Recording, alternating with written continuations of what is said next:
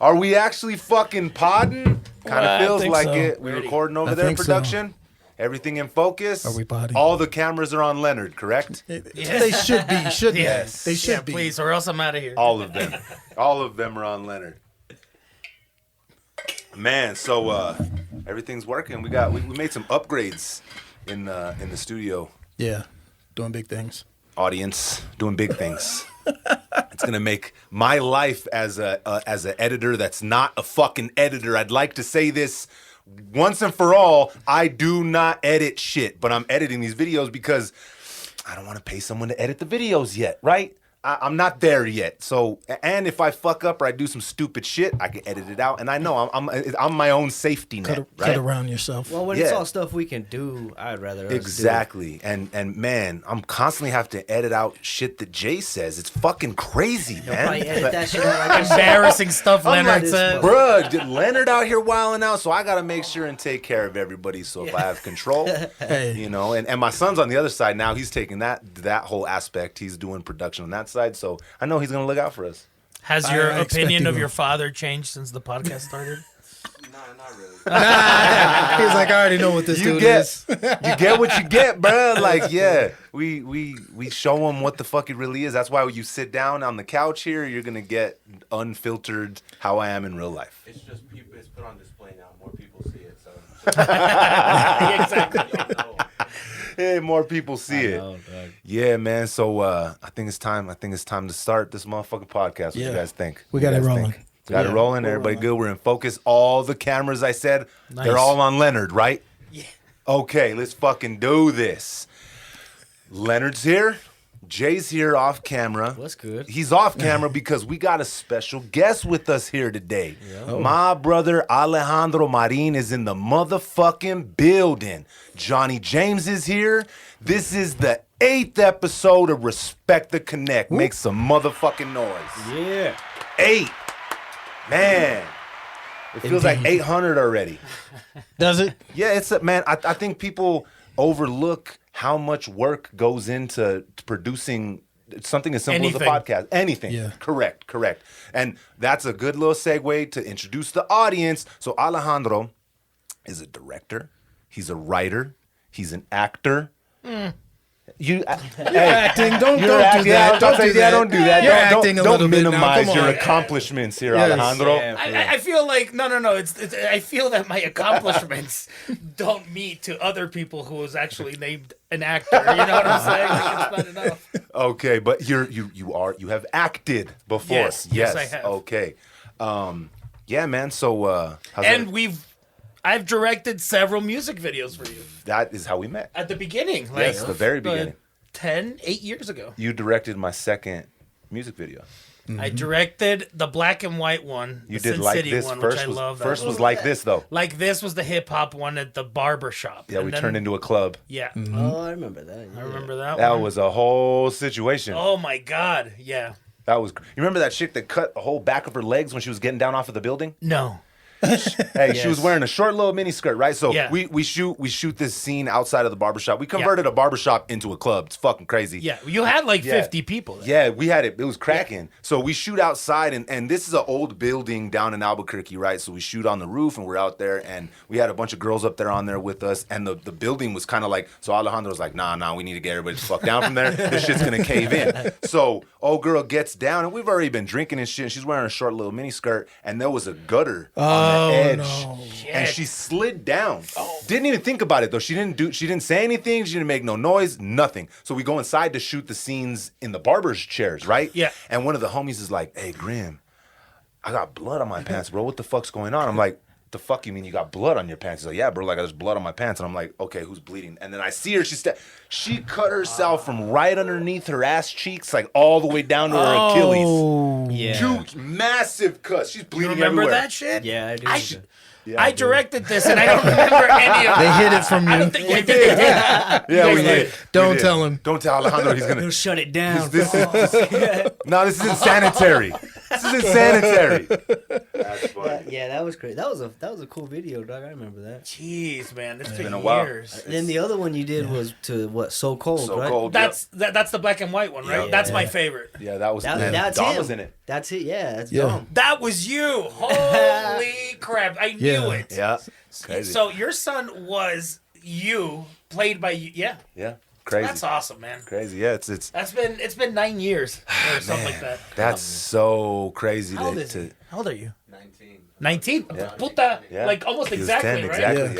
Yeah. Yeah. You know what's even funnier about that is Leonard directed my first video. Him and Chad. Yeah. We Yes. talked about it in the last podcast. So that's how the connection was made. Like, because I told Chad, I was like, well, I really loved I Need a Dollar, but man, let's go. We got to go. Like, let's go bigger, bro. And that's when the whole connection was made, and and we linked up and we started doing videos and stuff. But what I know you went to film school and everything, but what brought you down here to Albuquerque? Because I'm sure you had choices of where to go, right? To like start making movies and start your career. What brought you here? I now with our vast historical evidence, one of many devaluations and economical crisis. We were gonna go to LA, and this was in 2008, 2009. So we couldn't afford LA. Then there was Ryan, Rachel, and I. You remember Ryan, right? The Oh, DP? yeah. Uh-huh. And we were gonna go to LA, and we checked our bank account, and I think I had like $2,000, right, from left from my student loan. And I said, imagine that's $2,000. LA prices. Yeah. I mean, there it is. If I Yeah. don't find a job in like 2 weeks. You're fucked. Yeah. So we were gonna go to Austin, and then Austin was just, I don't know. I felt like Ryan Halsey, the DP that does all the stuff that Shout we out do. to Ryan. Yep, and Sirius Grippage. Yep. We're both from Texas, so we spent a long time in Texas. So we kind of wanted to go somewhere new, and Yeah. Albuquerque was like up and coming. This was when Breaking Bad was in season 2. Oh, so it hadn't really like got its big traction No. yet. Yeah, because Breaking Bad was in season 1 when it came out. When it came out, we were in Canada. And that was 2008, 9? I don't know, around something like there. that. Yeah. And I remember the teachers all telling us, Hombre, you got to watch the show. You got to watch the show. You got to watch the show. And we're like, okay. And I didn't watch it till the longest time. That's Jay. Same For here. the Yeah. longest time. Yep. And that's when we came over, and I've been here for. That's funny, right? Because we're talking about like stages, right? Your son being 10, Yep. and now I'm living in Los Angeles primarily, where I've been living here for almost 10, 11 years. Man, it's so what brought you down here was the financial aspect of shit, because you figured you part could of it. get more done down here for less. Oh yeah. I thought I saw a lot of people, a lot of friends that went to Los Angeles way before I think they should have. Everyone always would ask me, like, why are you staying in Albuquerque so much? Why are you staying in Albuquerque so much if you're not working on big productions? And I was like, because I'm building my portfolio. Because when I'm going to go to Los Angeles, I'm going to compete against the big boys and the big girls and the ones that have the connections and the money, etc. So I wanted to build the most diverse and the most, does diverse count as in multiple genres? Yeah. Yeah. I would- Okay. Sure. yeah. Possible to show people like my range or range, what's Yeah. the word? Range is Capacity for directing. So I New Mexico has always been a really good state, and for me, it was a great state for me. I found great friends, the love of my life right now, and great friends, and I did a bunch of projects that I care about. I've always looked at it too, like obviously, with music videos and stuff, we brush up against bringing people in that are on the film industry, and we work hand in hand with each other. But I've always thought from like an outsider's perspective, it's probably dope to come down here because we have so many different like landscape options in short directions. Like you drive 1 hour one way, you're gonna get a completely different look. You drive another hour another way, you're gonna get a completely different look. So it probably like saves a lot of time and a lot of energy to shoot down here because you get so much for a lot less than you would get out there in Exactly, because California has that, but the prices there are expensive. Yeah. Ridiculous, right? Especially now. Yeah, Who the wants to drive around California with $8 a fucking gallon almost? Shit. Holy fuck. Yeah. I'm gonna walk more. Yeah, I'm out here complaining with our $4, right? And I look at gas prices out there in Cali, and I'm like, nah, we're still all right. Yeah. We're We're you guys okay. are okay. Yeah, we're still It's all right. supposed to go back down, they're saying. They say a bunch of shit, Jay. They do. Bet but you Leonard's got a Who's theory. that? I got a theory about Bet you that. Leonard's got a theory about that. Leonard's I'm gonna theories. make a fucking beat out of Nah, that, bro. look, my only theory about that is it ain't Putin's fault. That's all I'm gonna say about that. That's all I'm gonna say. It's not, it got shit to do with Russia. Oh my god. No, Man. Well, they said we get a small percentage from them of the oil. no, man, inflation. Look, they killed the dollar store. That should tell you enough about inflation and about price. The dollar store's closed. It's not $1 anymore. You No. can't go. You can't buy anything in there That for shit's $1. false advertisement. Shouldn't That's it be? like the It's a Dollar Tree. $4.50 store. Well, it's like saying everything must go, and then it does. You know, Yeah, then I Yeah, go, not that. You can't buy that though. You can't have that. That's I don't know, bro. Gas is ridiculous, and I drive a fucking truck, bro. So it's my truck is expensive to fill up in the fucking first place. Yeah. Now, if I let that shit go past half tank, man, I'm in trouble. yeah, no. I'm in trouble when I go to fill up, bro. That's like $130, $140 dog. Damn. trip. I know. Insurance, gas. Insurance, Yeah. gas. But see, when you have I used to not have insurance when I had a car that I had fucking paid off, right? Liability all fucking day long. They don't let you drive off a Gallus in a new truck with no insurance. yeah, no, not Fuck at all. no. Nah, hell no. Nah, you know what's crazy is they used to like not be connected with your registration and your insurance, right? They used to be completely separate. But now, if you let your insurance lapse, then your registration goes out the window too. Yep. So now you have to pay Yeah, both they- those motherfuckers. Yeah, they tax. Yeah, they ain't It's a playing. super tax. They want their money. Yeah, that's right. You better give them their money. Yeah, bro. That ain't your truck. That's the state's truck. My truck. You think it's That's yours? our truck. Yeah, that's we sharing. Yeah, That's our that truck. belongs to the public. That's our truck. Yeah. So, have you got to work on anything Netflix related down here? No, Nothing yet. no. I like that's the thing. I don't work on big sets. I feel like I went to school to be to direct, right, and to tell my own stories. And I worked on. I've PA'd for many years. I mean, Leonard and I know each other for 10, 11 years. I've PA'd in commercials, movies. I PA'd in Breaking Bad. I PA'd in what was the one about the federal agents that put you in like. Yeah, from USA, Bringing up feds. and it was From that was shooting out here. yeah, not Longmire, but In Plain Sight. Yes. Oh, yes. In Plain, yes. how the hell did Yeah. I remember that? It's been a while. It's been a while. I Because did In that. Plain Sight was here, and then So what both was of you it? were on Crash that? was here around the same time. No, I did a couple of days on In Plain That's Sight, right. but I wasn't. Yeah. Don't lie, Leonard. I'm gonna have to watch that show. Just No, to I see wasn't. No, I wasn't on camera. I wasn't on wasn't on camera. camera. I was in back just sweeping.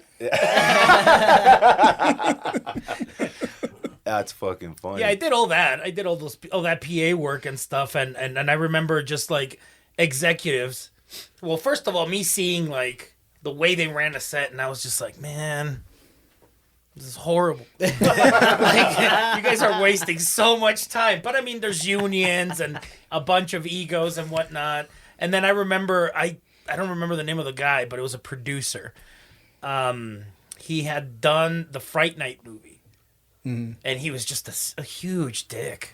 He was such a dickhead, and I was like, I don't need this shit, dude. I quit. I was like, no, I'm not gonna work on a set. I'm gonna make my own shit and go from there. Yep. and go from there. Yeah. So you got here before Netflix was here. Then Yeah. have you noticed a difference in opportunities down here for people in the actual not out of state coming in and working, but locally? Has Netflix opened up? Has Netflix opened up doors for local creators? I feel like to work on productions, not Not I don't to actually bring their I don't think productions to they've the embraced the locals and the creators to back up projects and to look at. No, they haven't done that. Well, I just got an email it might have been like a week ago from the state film office, and they have a program that they're starting that is focused on like above the line people. Yeah.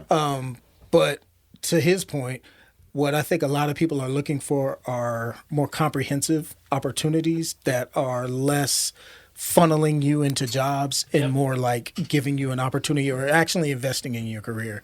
And that's what I think the above the line creators in town are really, really looking for. That's cool. We need a program like that. I think we talked about this on one of the other pods too. Yeah. Well, the thing is there's a lot of creatives down here. There's a lot of people down here that do like, and it doesn't even, when you bring up the film industry, people automatically think a director or an actor. And there's so many pieces to the puzzle. Positions, it's fucking ridiculous. It's almost overwhelming. Like that there's so many pieces to this puzzle. So Yeah, for like a big Netflix show, it could be 100 people that are employed. easy. Yeah. Yep. Easy. So there's so much that goes into it, and there's a lot of people down here that do a lot of stuff like DP, director of photography, or like just things on set that are vital to the actual existence of the.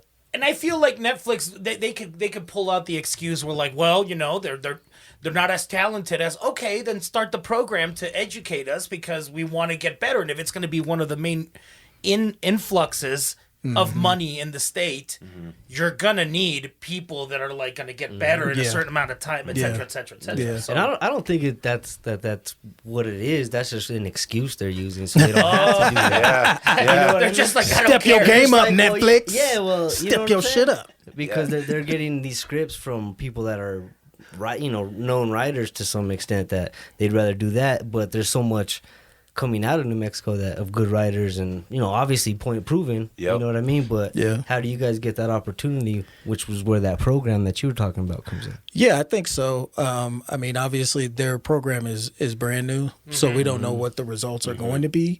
But I think anything that kind of replicates the system that's already built in places like Los Angeles and New York, and I mean anywhere where they have like a robust program where it's like if you go to a NYU or you go to a UCLA film program or something like that, or USC, they're funneling you into the system. So they're teaching you what they want you to learn so you can be effective on set like he's talking about.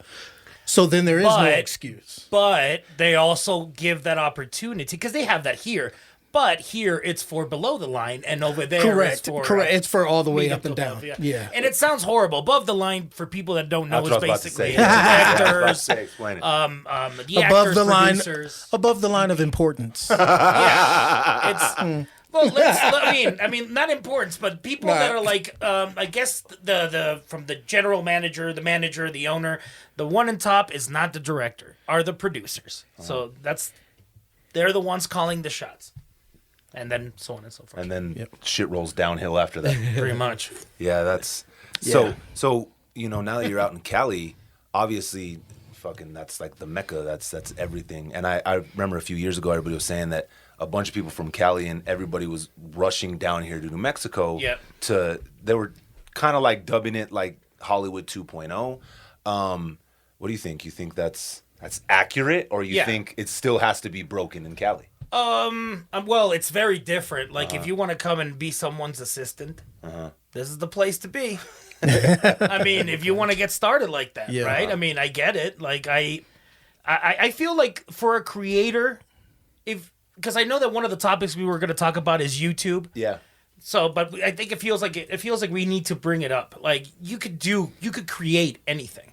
The reason why you have to be in LA is because you have to take the meetings with the executives that work in that company. Yeah. That's why. I mean, they're all there. All the meetings are there. I could be a creator here that everyone knows, but who's going to give me the opportunity to put something on Netflix? And everything is so barriered. How do you get in front of those executives? It could be some people. They know someone, they wrote a script and someone knew someone. There's never like a hi, I have a script, Netflix.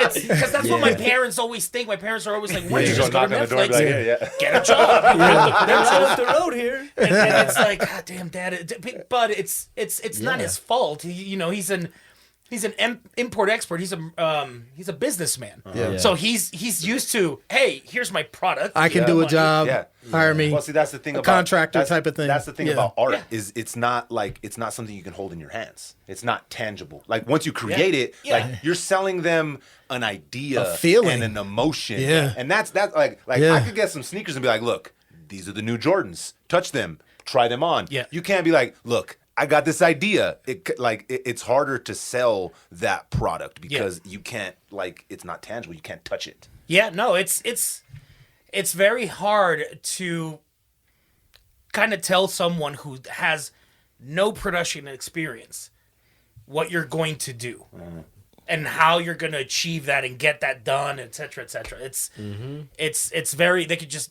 because they've never been there. Just if you see a short film, you think, oh, you just put the camera, and it's like, no, man, it's the camera and the sound and the props and and it's so much stuff. It's a lot. But goddamn, I love it. It's a lot. Yeah. It's But I a love lot. it.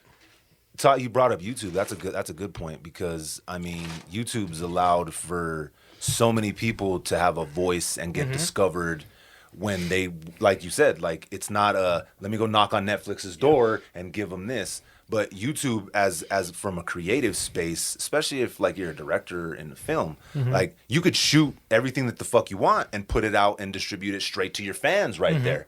So it kind of like bridged the gap in a lot of ways, and I'm sure a lot of people would have never been discovered if it wasn't for what they were doing on YouTube. For YouTube. Oh, yeah. No, I watch YouTube all the time. And also, that's not good. but I do. I watch it all the time. So, no, there are creators that I really like. And yeah, no, it's a great avenue Yeah. for people to continue to create. I think- Not everything could be a feature. I think YouTube is really good for inbound marketing. There's a ton of eyeballs on YouTube, and you'll draw in people and get their attention. Yep. Where YouTube lacks is in like payment structures. Oh, yeah. Oh, That's no the- way. Yeah, I know. Big Fucking surprise there. shocker. Yeah. It's always the surprise payment there. Yeah. structures Everybody that are wants lacking. the art, but no one wants to pay for it. Yeah. You mean I can't have this shit for free anymore? Oh, Jesus. And that's the thing. It's like music and film and television, like all these things have become so, I don't want to say denigrated, but devalued. Yeah. So now the audience expects everything to be free or next to nothing. Yeah. Yeah. So it's hard to even get people to pay attention Yeah. because they think that everything should be just free, no ads, leave me alone. Well, just scroll. Damn. Just, And it's like, we're how do you spoiled as capitalize? fuck. No, we Well, how do really- you that's capitalize seriously, on we that? really How do you fucking make are. money off of that? Yeah, as an artist, as a creator, it's you like can't. it's That's tough. why it's more. You gotta like, sell them T-shirts. It's not. Yeah. It's quantity now. Like just Yeah. go scroll through Oh, any that sounds streaming horrible. service. It's about, oh, no, I know, dude. Trust Yeah, me. like- I've had this whole conversation. We can, for your viewing pleasure, Yeah. let's break down the status of the film industry right now. Like it, you scroll like I mean I have so I got Disney Plus, I got HBO Max, I got Netflix, I got fucking Paramount, I got all of them. Like realistically, only one I don't have is Hulu, right? Yeah. It's the only one I don't have. But there's just it's too fucking much. There's no fucking way I can watch even a quarter of what the fuck is out there. And a lot of times. You end up missing something. I was like, damn, that was actually really fucking dope. I wish I would have how did I miss it? But of course you missed it. Yeah. There's a million things streaming. Yeah. And it's so instant gratification. Yeah. Like the days of having to be like, oh man, you see the preview. Remember when we were younger? Anticipation. Remember when we were younger, we'd see like one trailer. Yeah. They'd release it like 2 months before the movie, and it was the same one trailer constantly. Now it's a fucking event when they release a trailer that's different on YouTube. It's like 5 different trailers. Oh, there's a trailer before the trailer. What? For real? It's so Hey, stupid. do you remember when we fell for the Battle LA trailer? Oh, Because yeah. that trailer was incredible. Epic. Yeah. Battle LA. Have you ever seen I that haven't. movie? One of the best trailers ever. Beautiful trailer. How many times did we Amazing watch it? tra- You and I drinking and yeah, like we we were get like, yo, we're tipsy. gonna watch that shit. And then we went to go Tipsy see like the we wanna movie and watch we're the like, what? Yeah, it When was. we watched the movie and we were just like, So oh, disappointed. Man. Yeah. Yeah, But the I trailer can was see that. badass. Amazing. Badass. Amazing. That's Hey, you got to put your best foot forward. Yeah, of course. That's how how you you sell the pitch it. tickets. That's how Hey, you pitch they got $20 out of us. Yeah. So The thing 40. is, Oh, well, whatever. the I thing bought is a hot now dog. though, like sometimes I feel like it's like, damn, I don't want to watch any more fucking trailers. Like, it's gonna fuck up the movie. I've already seen half the goddamn movie through the trailers. Yeah. Well, yeah. I purposely don't look at trailers online. Yeah. Yeah. Really? Just because they ruin them? Yeah, because I mean, we all have some sort of not a photographical memory, but we can paste stuff together. We're not stupid. And I feel that the more trailers you have, the easier. It's not that you're smart. You're just, you can tell a story. So you start filling in the blanks. Exactly. So there's no more excitement. There's no. Right. I don't know. So I purposely don't go to. I don't go to YouTube and look at trailers. I mean, I do, but I don't. Yeah. You know what I'm saying? Like, I don't purposely go and look at 7 before the movie. I'll get like maybe I'll get like 2 trailers. Like, I'll give myself that. Like the first one that releases and then the second one. Yeah. But when it's like really getting close to like actual premiere, I'm like, nah, I don't want to. Nah, I stay away from those, and I stay away from anybody's opinions of the film, and not even just film, but music and music like too, and reviewers. art. Reviewers, anybody in general. Like, I like to go into like, and this is with any art. This is film, music, whatever it is. I always use those because that's what I obviously work in. And your favorite, yeah. Yeah, they're my favorite. So I don't like to like fuck up my perception of what I'm going in to see. I don't want any outside forces to affect my experience on it. I'm gonna like it or I'm not gonna like it, based off of my opinions, not somebody else's. Yeah. And not saying that I'm like easily fucking swayed in one direction, but I don't even want any of that to like enter my decision making process. Yeah. I mean, man, this is a conversation. Yeah. I agree with you, but I feel like some people know. I feel like some people want to be told what to think and want to pass off somebody else's thoughts as their own. And maybe because they're afraid of like standing out from the other people that like it. Like, I still haven't seen Spider-Man. Really? Me either. I did Not yet. I will, but fucking there's no rush, man. Like, One day I'll have time. But One day. I have time. I just feel like I'm not. It's for sale right now, right? Yeah. It just came out for sale, and I'm like, I'm not Digital gonna pay download. $20, and I haven't seen it. Uh, No. Like, Yeah. That's where I draw my limit. And because I mean, I feel like there's other movies that should be highlighted or highlit. Is that what was the last movie you watched that you really liked? the Batman? I was about to say, As I'm saying, big budget. Okay. No, Okay. it's other than Batman. it's good though. And we'll talk. We can talk about it later because it's kind of sounding like I'm being hypocritical because of the Batman movie. But I mean, I take it you're a DC fan more than a Marvel Look fan. at that tattoo. Hey, well, there we go. There we go. but I do. There's a bunch of there's more movies in the Marvel universe that I like than the DC ones.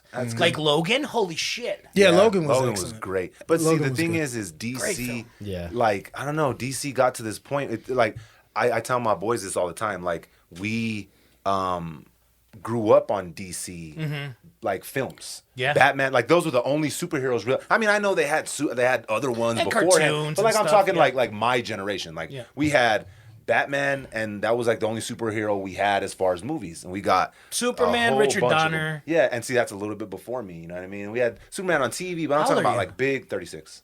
It's like 4 years. Yeah, it's a little bit, but like that was all we had for the longest time. Was Batman was the only superhero that was on the big screen. And then when Marvel started coming in and playing the game, they just ran with it. Like they were able to capitalize on, and they were able to keep it cohesive. Whereas like DC, they just kind of like.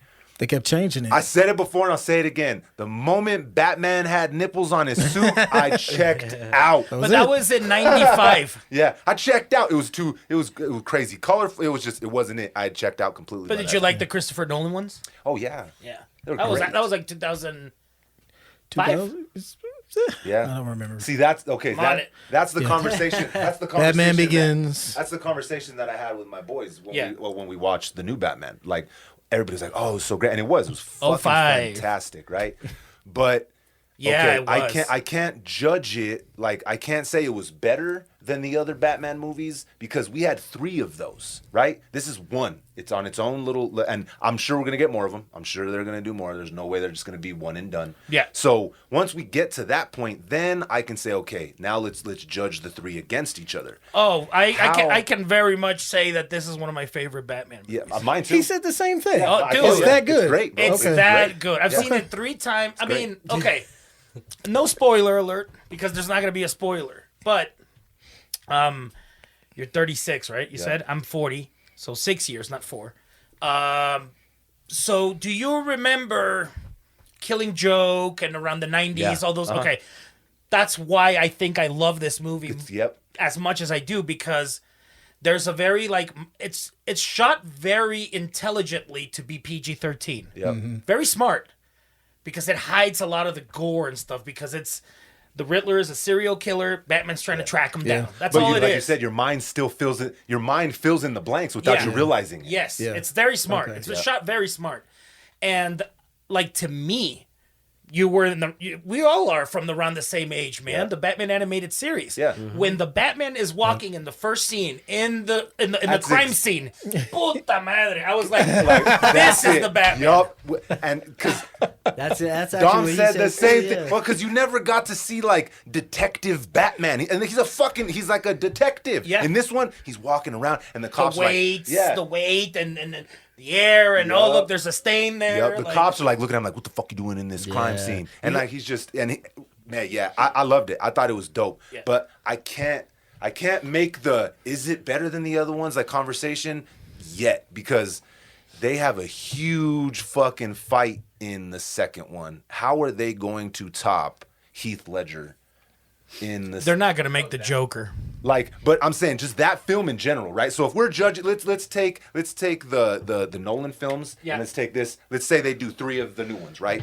And we place them up against each other to like judge the fucking final picture. What the fuck are they gonna do in this second one that's gonna outdo the second Nolan Batman? Because that fucking movie is almost flawless. Damn. And that was, you know what? That wasn't my favorite of the 3. For real? My favorite was Rises with Bane. Really? Yeah. Really? We've had, That's yeah. crazy. Remember we saw that in the theater together? Yeah, but I That's didn't a like good it one, though. more. I love I didn't it. like it more. I thought the third act got weird with the timeline jump. And it just kind of threw me off, and I was just like, "Oh man, too much has changed." It was weird, man. I didn't like the way they rounded up the story at the end. It just didn't. It kind of felt like they They had to wrap it up. they Like told they him, they told wanted. him like, hey, I need you 20 Yeah, minutes. to cut it out. exactly. They wanted 30 more minutes to shoot, and Yeah. somebody told them, "Nah, you." And ain't got see, it." in this new one, You in this can't new do it. one, they said, "I don't give a fuck. We're gonna shoot as long as we're gonna shoot. Matt Reeves was like, Fuck y'all. Everybody's hours. getting it's You all wanna- in this." I bet you anything because going to executive meetings, you'll be blown. Your mind will be blown. And I can't even talk too much about it because what if I'm trying to get a job? They're gonna be like, well, fuck Alejandro. Loose lips, But sink ships. yeah, exactly. But you'll be. I bet you anything. They said you do it PG. He went and he's like, I want it R. That's not gonna happen. Yeah. Well, PG-13, cool, but I want it 3 hours long. Sold. Hey. I bet you anything. That's how it went. That was Yeah, the deal. Damn. Anything. It's 3 hours, bro. And I'm telling you, like I said last part when we were talking about it, I was the most shocked, I think, with actual Batman. Like what's his name? Robert Pattinson. Yeah, I was dude can fucking act. He Yeah. was great as Batman, bro. Like for real. Like no talking shit. I went into it Everyone before in this movie was great. perfectly cast. Yeah, you know, like- tripped me out was Colin Farrell. I didn't even see like he completely disappeared. You Yeah. never see Colin Farrell. No, he's fantastic. Everyone like Commissioner Gordon, Yep. Catwoman, fucking Yeah. everyone's great. I feel like the only one that didn't get a chance to shine was Alfred. Yeah. But you know, Who it's, played Alfred? Schmiegel from Lord of the Rings. yeah, Oh, okay, yeah. yeah, I you forgot said his that. name. The actor's name. How was Gordon? Because Fantastic. didn't you say Great, bro. What's his my name man from Jeff Westworld? Wright? Yeah, Jeff Wright. Fantastic. But I mean, he's my man, just, Peoples- he's fucking Peoples great. Hernandez. Hey, he's a great actor. Fantastic. He's a great actor. I love him. I love Jeff Wright. I loved Gary Oldman as Yeah. Commissioner Gordon. Yeah. But hey, for all them racists, Uh-oh. I feel like this is the perfect example, right? Like, he did such a great job as the character, Great. and he's job. not white. Yep. Yeah. So it should be. I understand why people get but give the actor a shot, man. Yeah. This is a pedigree actor. This is let the actor do the thing. let him do the job, Yeah. and not only the actor, but the production design is gonna help. The wardrobe is gonna watch the movie first. I feel that look, man, as reviewers have a great power, and I know some really good reviewers, people that care about the craft and care about the art. But I know what you're saying. You shouldn't really have it sway your decision if you're going to watch a movie or not. Yep. Go see it if you want to see it, and you should go see different shit and new shit every day, all the time. I'm trying to push myself to watch as much new shit as possible. I just can't do TV shows anymore. It's Yeah, just you're so done. long, man. Yeah. Yeah. They really are. They want me to watch Ozark, and I'm like, 5 seasons. Ozark's good. Ozark's fun. I've Ozark heard is a lot of nothing fun. but great things, Yeah. but I'm like, That's a lot. that's a lot of time. I should be writing. It's a I lot should of be doing time, something. exactly. Man. It's a lot. But that's the thing, though, is like, especially if you don't catch it right away. Yeah. If you don't catch the wave and you got to go back. Yeah. People are already talking about 5 seasons back. Oh It's yeah, a lot. and we can't. Dude. Okay, let's talk. Let's go to the. People need to be fucking more polite. People need to be less selfish, man. Because listen to what you just said. Doesn't that have to have some sort of an influence into why the theater experience is being degraded? Because people don't give a shit Yeah. about other people, and they ruin the filmmaking experience, the film theater experience. Yeah. Like, I know so many friends, including Ryan, that's like, people are rude, man. And then their phones go off, and then this shit goes off, and it ruins the movie. It takes you out of it, and especially when, like, for these past fucking 2 years, when the movie theaters shut down. Oh man, that was because I like going to the fucking movies. How I might often be do you old go? school. Every couple weeks? Oh man, at least fucking once a week. Yeah, me too. At least that's like my favorite place. If I'm not in the motherfucking studio, I'm at the fucking movies. Like that's it. That's like my sanctuary. So when the movie theaters closed down, that sucked. That was so fucking horrible for me because I love going to the movies. But now you got people that are so comfortable watching something at home, and I do get their point because they can pause it. They can get up and take a shit if they need to. they have their own drinks. They can smoke a blunt. Yeah, There's nobody yeah. in the corner with their phone going off. Yeah. There's no especially horror films is a genre I feel like in the theater experience. Comedies. Yeah, and comedies. Comedies. Yeah.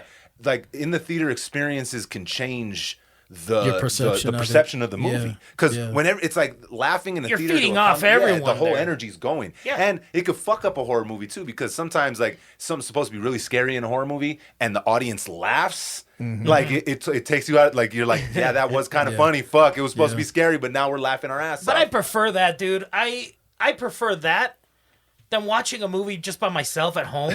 Yeah. Like, I don't know, man. Like, I'm with you. Like, this. Oh my god, I'm so old. But like Sundays with my woman, it would be like we go get brunch, then we go to the movies, and we are happy as fuck.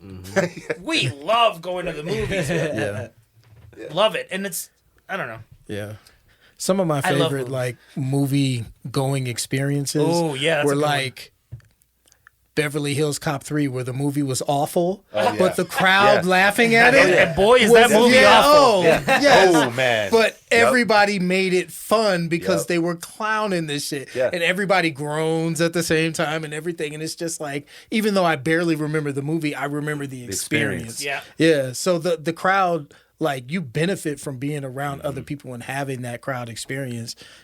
I mean, I think people miss that. Did they ever have like drive-in theaters out here or They anything did. like that? They did. It's That funny. was the shit in To in this Detroit day, where I grew To up. this day, Monterey, I've I went never there. been to a drive-in. It's so much No fun. shit. Never. Really? In high school? Especially You horror. Get your girlfriend? Especially horror. Double feature. I've never been to a drive. That's funny you brought up double feature. Man, at least once a year I gotta go back and watch Grindhouse. Like, Oh, and you read my mind. I was just going to tell you. I was just going to Grindhouse tell is you great. one of the best film theater experiences was going to see Grindhouse Grindhouse in with a theater. everyone And imagine 300 people just having a fucking ball. Yeah. The whole time. Yeah. Amazing. Yeah. Grindhouse is like, I swear, I think so many people slept on it because both of those directors care. We were just talking about this before we turn on the cameras. Both of those directors care so much about the art form of film. Rodriguez and Tarantino. And them coming together to make that, oh, it's so great. The missing reels and the fake, like, I just put a missing reel thing in my latest music video. Really? That's still dope. stealing that shit because it impacted me so much. Hey, you can steal from the greats though. That's the thing. Oh, You know what I mean? God. You're gonna steal from anybody. Steal Right. from the greats that are out there. That movie, the acting, the concept, like, let's be honest, because that came out before 2007. Black Dynamite, right? Before Black Dynamite. Yeah. So Grindhouse literally brought back the Grindhouse genre of the 70s. They look at how many genres these motherfuckers have brought up in the mainstream cinema. Yep. And it sucks that one wasn't a success because I think that's like the only flop in Tarantino's career. And I bet you he Was doesn't. it really? I bet you he doesn't. Wow. I bet you, like, personally, he looks at it like probably like not a flop. Oh yeah, he does. Does he? Yeah. Really? You should watch. There's a really great thing called the Director's Chair on El Rey Network, and it's Robert interviewing directors, and he's asking them, okay, so it's about directors asking other directors how they approach the craft. So he sits down with Tarantino for a 2-episode, and remember, these cats knew each other since El Mariachi, Rise of War, True Romance, like from the beginning of their careers. Yeah. And they were working together simultaneously. So when he was doing Desperado, I think he was doing Jackie Brown. Yeah. And they were going to each other's sets and shit. Yeah, that's crazy. Yeah, no, these guys care about The art form. the art form. That's their goal, to like come and bring movies that we're all gonna remember for the rest of our lives. And they were so good at it. And that, along with a couple of other ones, are like one of my favorite film theater experiences. And you got to work with Robert Rodriguez as well. Can you tell us a little bit about that? I did a reality show called Rebel Without a Crew. Were you on the show, or Yeah. did you? Oh, that's crazy. I was on the show, yeah. It was. And wait, Robert directed that? No, so basically, like, you don't know this. No. Oh, this is shit. all new information. Yeah. Okay, I'm invested. Okay, so Robert Rodriguez, the way he like popped into the film scene was he made a $7,000 movie called El Mariachi, where he shot by himself in 14 days. There's a whole book called Rebel Without a Crew, which I read in film school, and if you're an aspiring filmmaker, it's an encyclopedia. If you need fire up your ass, this is the book. It's like the Bourdain for cooking people or chefs, right? You know. So he, after 25 years, he does this whole thing again, where he's like, I'm gonna choose 5 filmmakers from across this country and have them do their first feature film the way I did on Mariachi, and I was one of the filmmakers. Oh, that's dope. It was a ball, but it was not easy. I bet. Yeah, that's so. cool. How long was the actual fucking experience? How long was the show? So, that's a great question. We shot for 14 days, then we had a week or 3 or 4 days of prep and post, something like that, like 20 something days. Man, that's So they follow you as you go to Robert's, or they followed me and the other filmmakers as we go to Robert's studio and we prep what movie we're going to do, how we're going to do it, how we're going to cast it, how we shot it, edit it, and then premiere in South by. man. Where can you find that, like, online? It's all on Roku. Oh, If you guys have Roku, okay. it's for free, and it's on iTunes as well. It's Got a called Rebel Roku Without a Crew. TV right there. Got a Roku TV right there. Yes. So, but did they have you guys living in a house? Like, this is Yeah. fucking crazy. So it was like Can I get a beer? Yeah, Can of I course. get a beer? Yeah. I'm Where's the gonna get a beer? Over there. Yeah. Oh, homie, Let me see. thank you. Yeah, no. It's a little warm, dude. Yeah, man. It's this, and we don't even have the heater on. It just gets hot up in this motherfucker. Thank you. So, Man, I'm tripping out now. Like, That's I'm right. picturing, No, I'm picturing you living in a house with like other, like, Bro, that's like, was there, exactly like, what that- happened. Was there like the antagonizer, like character, like a fucking shithead director that everybody wanted to beat the shit out of that was on camera, like, fuck you, nah, this is my shit. Like, you know, reality shows, they always got that guy that mixes up the pot. Yes. Have you met Alejandro?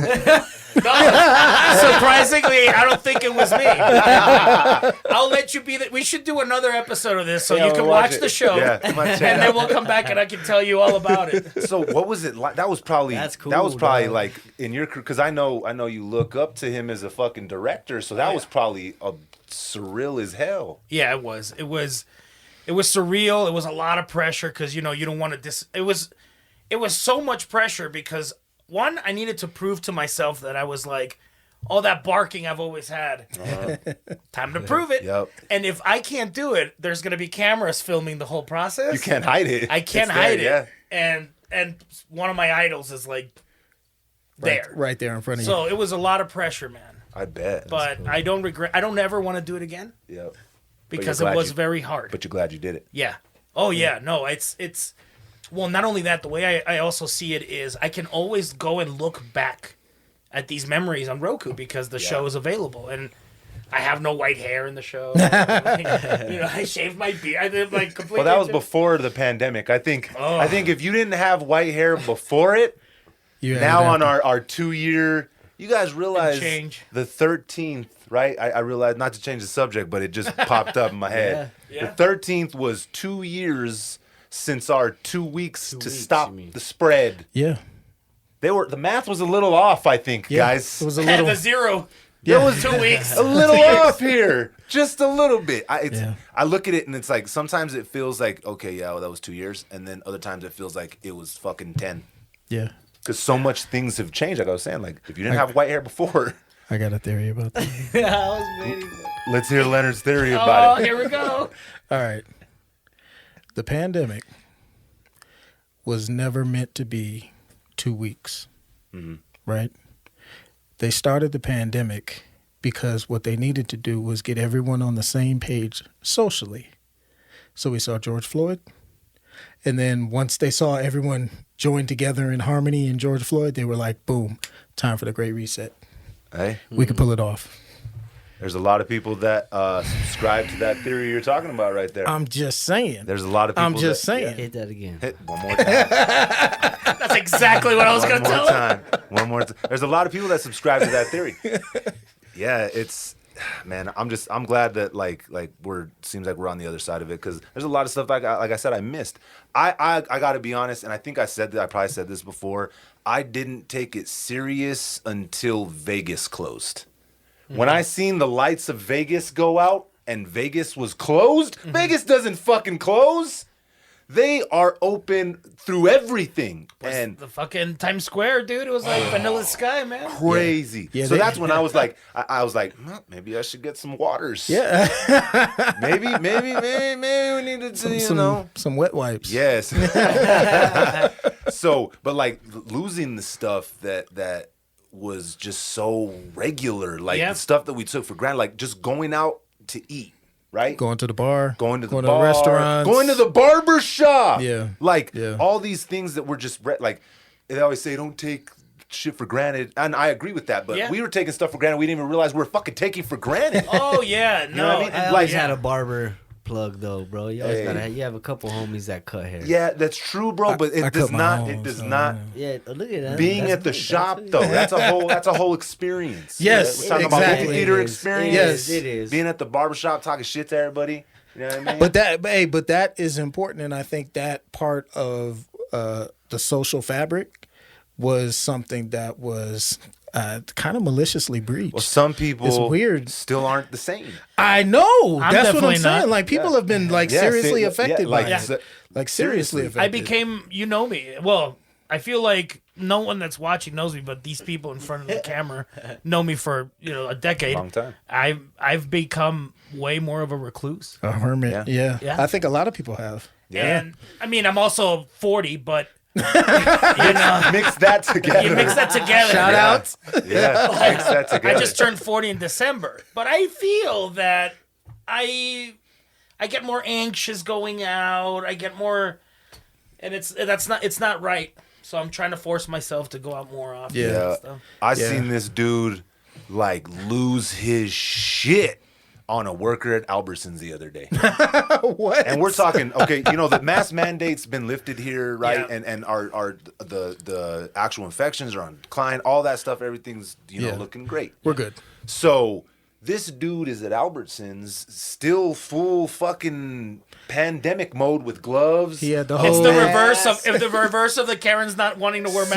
Seriously. And now this dude is like the bubble boy. So there you go, guys. It's not about your approach. It's just God damn it, dude. Yeah, Come man, on, like- just be considerate. So he's full blown, and I'm like, oh man, this dude is like for real. Got Like, the hazmat suit on. Serious. That's the only thing he didn't have on. The only thing he didn't have on, right?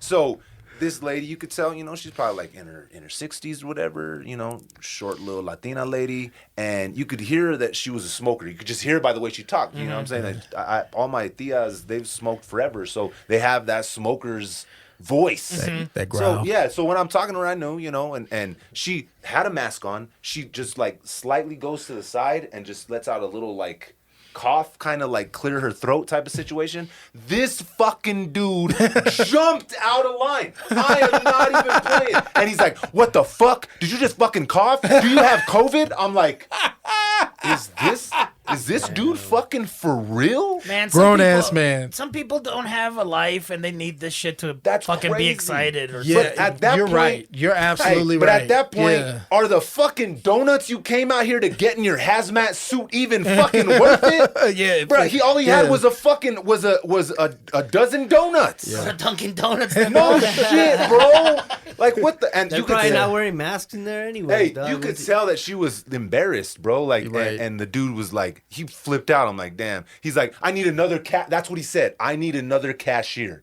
And I was like, hold up, bro. She's ringing my shit up. You ain't getting no another cashier yet. Till I get the fuck out of here. Yeah, it's Bro, hilarious. calm down. Like, but some people aren't gonna be the same, man. I don't think.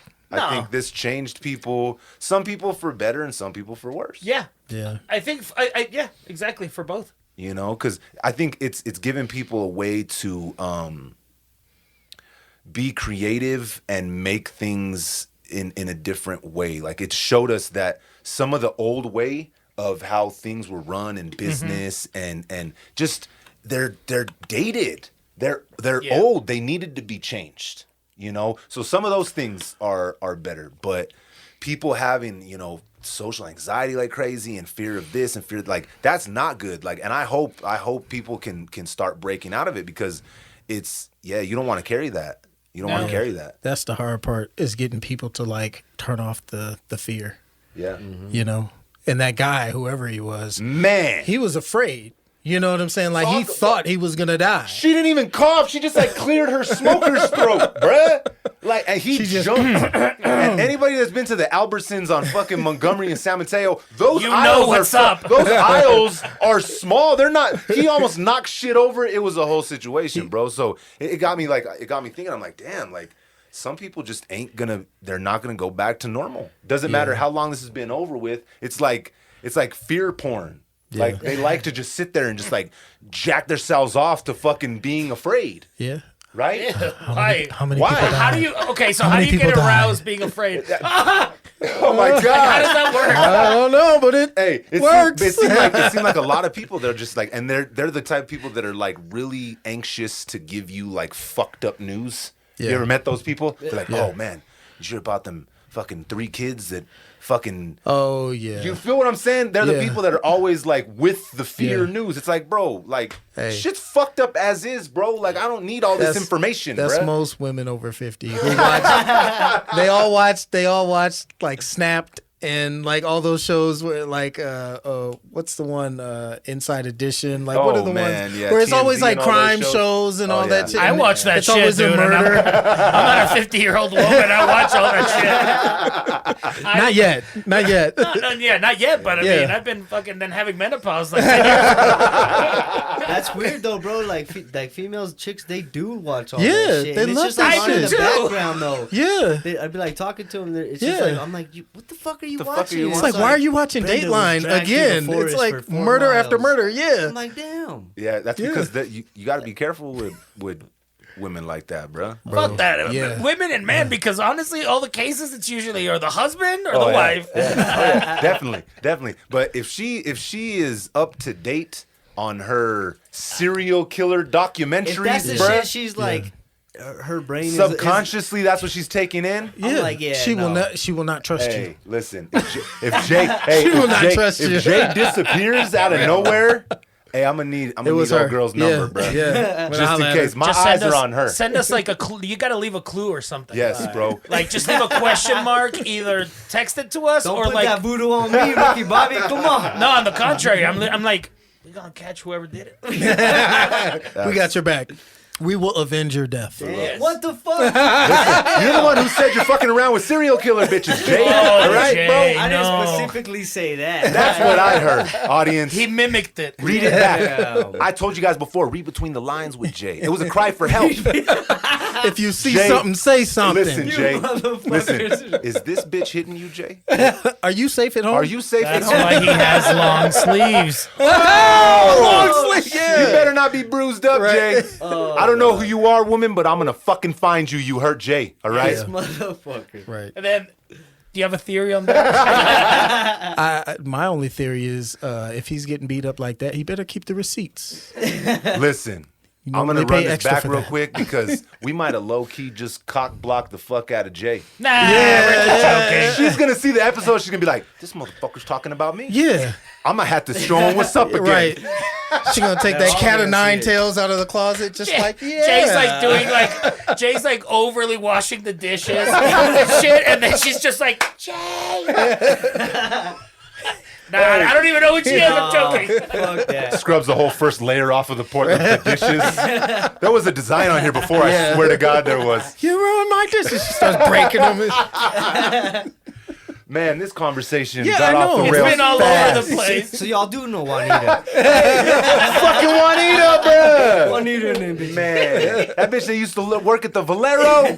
Oh, I know her. Yeah, she's crazy. She does like serial killer documentaries, Jay. Oh, That's no. hilarious, dog. So, what's some of your favorite movies that have come out this year? Well, yeah, this year's kind of just barely into the year of 2021. Let's go back to last year because this year's not done yet. Oh, I love licorice pizza. It was so fucking great. I loved it. It was so good, man. I tried to explain it to other people, and I'm like, bro, you gotta go fucking watch this It's movie. so What is good. this? Licorice I have Pizza. not heard The of B.T. it. Anderson movie. Bruh, you haven't seen Licorice Pizza? It's Never. really I good. haven't even. I It's might have so heard good. that title. That So soundtrack, good. dude. So good. Every part, the whole movie was almost flawless. I have never been a fan of the Haim band. I think one or two songs. I'm like, yeah, that's pretty good. But they have like 4 albums or whatever. So I was very skeptical. But I was like, oh, because she's the Haim girl is the lead, along with Philip Seymour Hoffman's son. Oh yeah. So that whole great. trend of like actors and their sons or daughters, I'm like, I don't give a shit. And bam, they both killed it. So good. Like killed it. Like I honestly feel that these kids got like kids. Well, they're half my age. That's me. I think they got snubbed, man, for Golden Globes and shit. Yeah, because it was so fucking good, man. It was almost like a love story to movies too, in a way. To movies, to like a good romantic. Yeah. I don't know. I like the movie a lot. That was one. And then the complete opposite, which is about a guy who's like grooming an 18-year-old girl to then become a porn star, Red Rocket. It's hilarious. I haven't seen that one. It's a drama comedy, and it's from the guy who did the movie Tangerine. Yeah. And, Oh, I see iPhone. that one. yeah, Red iPhone Rocket. guy. It's Yeah, really really good. Really? I haven't Really seen that good. one. I missed that one. If you can, you have iTunes, right? I think it's like $4 right now to rent, That's not bad. and it's worth it, dude. It's funny, but I feel like it's a very like European movie where they're not telling you everything so like. Yeah, it's not put right in front of your face. And the Yeah. character is he's a guy who's charming, who's an ex-porn star, but he's manipulative and you could tell he's two-faced, but it's cool because we don't always have to have squeaky clean characters in our shit. in our movies, shows, whatever. Why does it? And it seems like, I mean, obviously it's because I'm not out of the country all the time, but it really seems like it's more of an American film type of situation. Like film from here, we need a beginning, a middle, and an end, and a conclusive end, and it should feel. We should leave the movie feeling like good or better about ourselves. There should be options available. But because if you're trying to get a morality about film, then something's not right. Yeah. But if you have a soiree of, you have to have it available. You know what I'm saying? exactly, Like, me as somebody that watches a lot of movies, like I've never felt the need to like, oh man, it has to end. Yeah. So I have to walk away feeling complete and happy. Like Yeah. no, like sometimes it's like, and I didn't realize that until what movie was it that they had an American ending made specifically for here? The Cave. Is it the one where those girls? It's not called The Cave or The Hole. No. Oh, the one It's where they like The Descent? The The Descent. Yes. Love that The movie. Descent. Love that movie. Fantastic. Yeah. Good movie. I got that on Blu-ray. It was supposed to end Back with her in the day. fucking stuck there, done, Yeah. no way out. But Yeah. they gave another ending. They had another it's ending. probably because of the stupid test audience. Yeah. Probably. Yeah. Like, a test audience is such a stupid thing. I've always said it. Many people have said this is it's not a new thing. But test audiences is companies hire a certain amount of people to watch the movie, and they try to grab like as many people from certain age differences, and they watch the movie, and depending on that, they take notes, etc. But it's, I mean, that's 14 people, man. Yeah, and it's also created kind of like a subculture of people who just attract themselves to be in the test audience, and they get off on making the filmmakers change it. That's fucked like, up. no, I'm serious. Like That's these people fucked actually up. give you bad advice just to see if you'll take it, just to fuck your shit up. Can you imagine if we Like- couldn't release music before we let 14 random fucking people listen to it and I don't give like us that their kick. pointers? I don't like that Hell snare. Nah. Man, you guys probably want to lose your fucking mind doing some shit like that. Oh yeah, no, man. It's Crazy. it's the worst. Why do you think? Why do you think that's still implemented in the film industry? There's not better ways to test a fucking film than with 14 random fuckers. The thing is, I feel like people that are in control, or not in control, there's just so much money involved that people want a sure thing. There cannot be a miss, It's but so- that's yeah. the miss. That's film, man. Film sometimes gets it sparks and it goes. Like RoboCop. RoboCop was a B movie, and look at the fucking cultural shift it made. No shit. Or Terminator. I mean, I'm not the next Spielberg. I'm really not the next Tarantino. But I feel like if there should be not a space, but there should be stories that are available in all range from, I'm not saying, remember when you were just talking about like, well, sometimes I'm not paying attention. Sometimes you want to watch something a la Dumb and Dumber, and sometimes you want to watch Manchester by the Sea. No shit. It just, there has to be that extensive library, man. And Yeah. why not have more? Because more variety gets more people to like, Yeah. you get more money, I feel. Yeah, and I think Yeah. you just get more out of the actual art form. Like, there's a lot of people I know that have never, like Jim Carrey's a perfect example, right? So he came into the industry and he was the funny fucking crazy dude that made wild ass faces. And then when he started taking on like more serious roles and stuff, some people missed those. And one of his probably my favorite Jim Carrey Let's see if he film says it. is Eternal Sunshine of the Spotless I Mind. thought he was It's a gonna great say movie. something Mine else. was Truman. That's the second one. So for good. me, it's Eternal Sunshine and then the Truman Show. Cable And- Guy. and- Cable Guy. Cable Oh, Guy. you mean Cable Yeah. Guy is Cable Guy. amazing. It's fucking, bro. Cable Guy. I was- That's when he started showing his ability though to like actually have range in his acting. yeah. Like he went like dark and serious, and he was still funny. But a lot of people I know have never seen Eternal Sunshine of the Spotless Mind, It's a and great that movie. fucking movie is great. Great soundtrack. You've never seen it? No, I've seen it. Oh, I was gonna yeah, say. no, I'm surprised that people haven't. Yeah, because it's so good. I feel like Jay yeah. hasn't seen it. I haven't seen I it. know. Check it out. I'll let you borrow it. Yeah, it's fucking check great. it out. It's bro. great. The way Michel that- Gondry. Yeah, it's the way like, and it's a part of why I've always liked Tarantino is the story is told completely discombobulated. Like it's not a linear. Is it a Tarantino? No, No, it's Oh, Michel Michel Gondry. yeah, Yeah. it's not. Tarantino. What do you think about the latest Tarantino with Loved Brad it. Pitt? It was great. Loved it. Which one are you talking about? Talking about Once Upon a Time in Hollywood. Yeah. Ooh, Leonard's got a different take. I loved it. What did you not like about He it, has a Leonard? theory. The ending. The ending? I hated the ending. Oh, I No, love listen. It was great.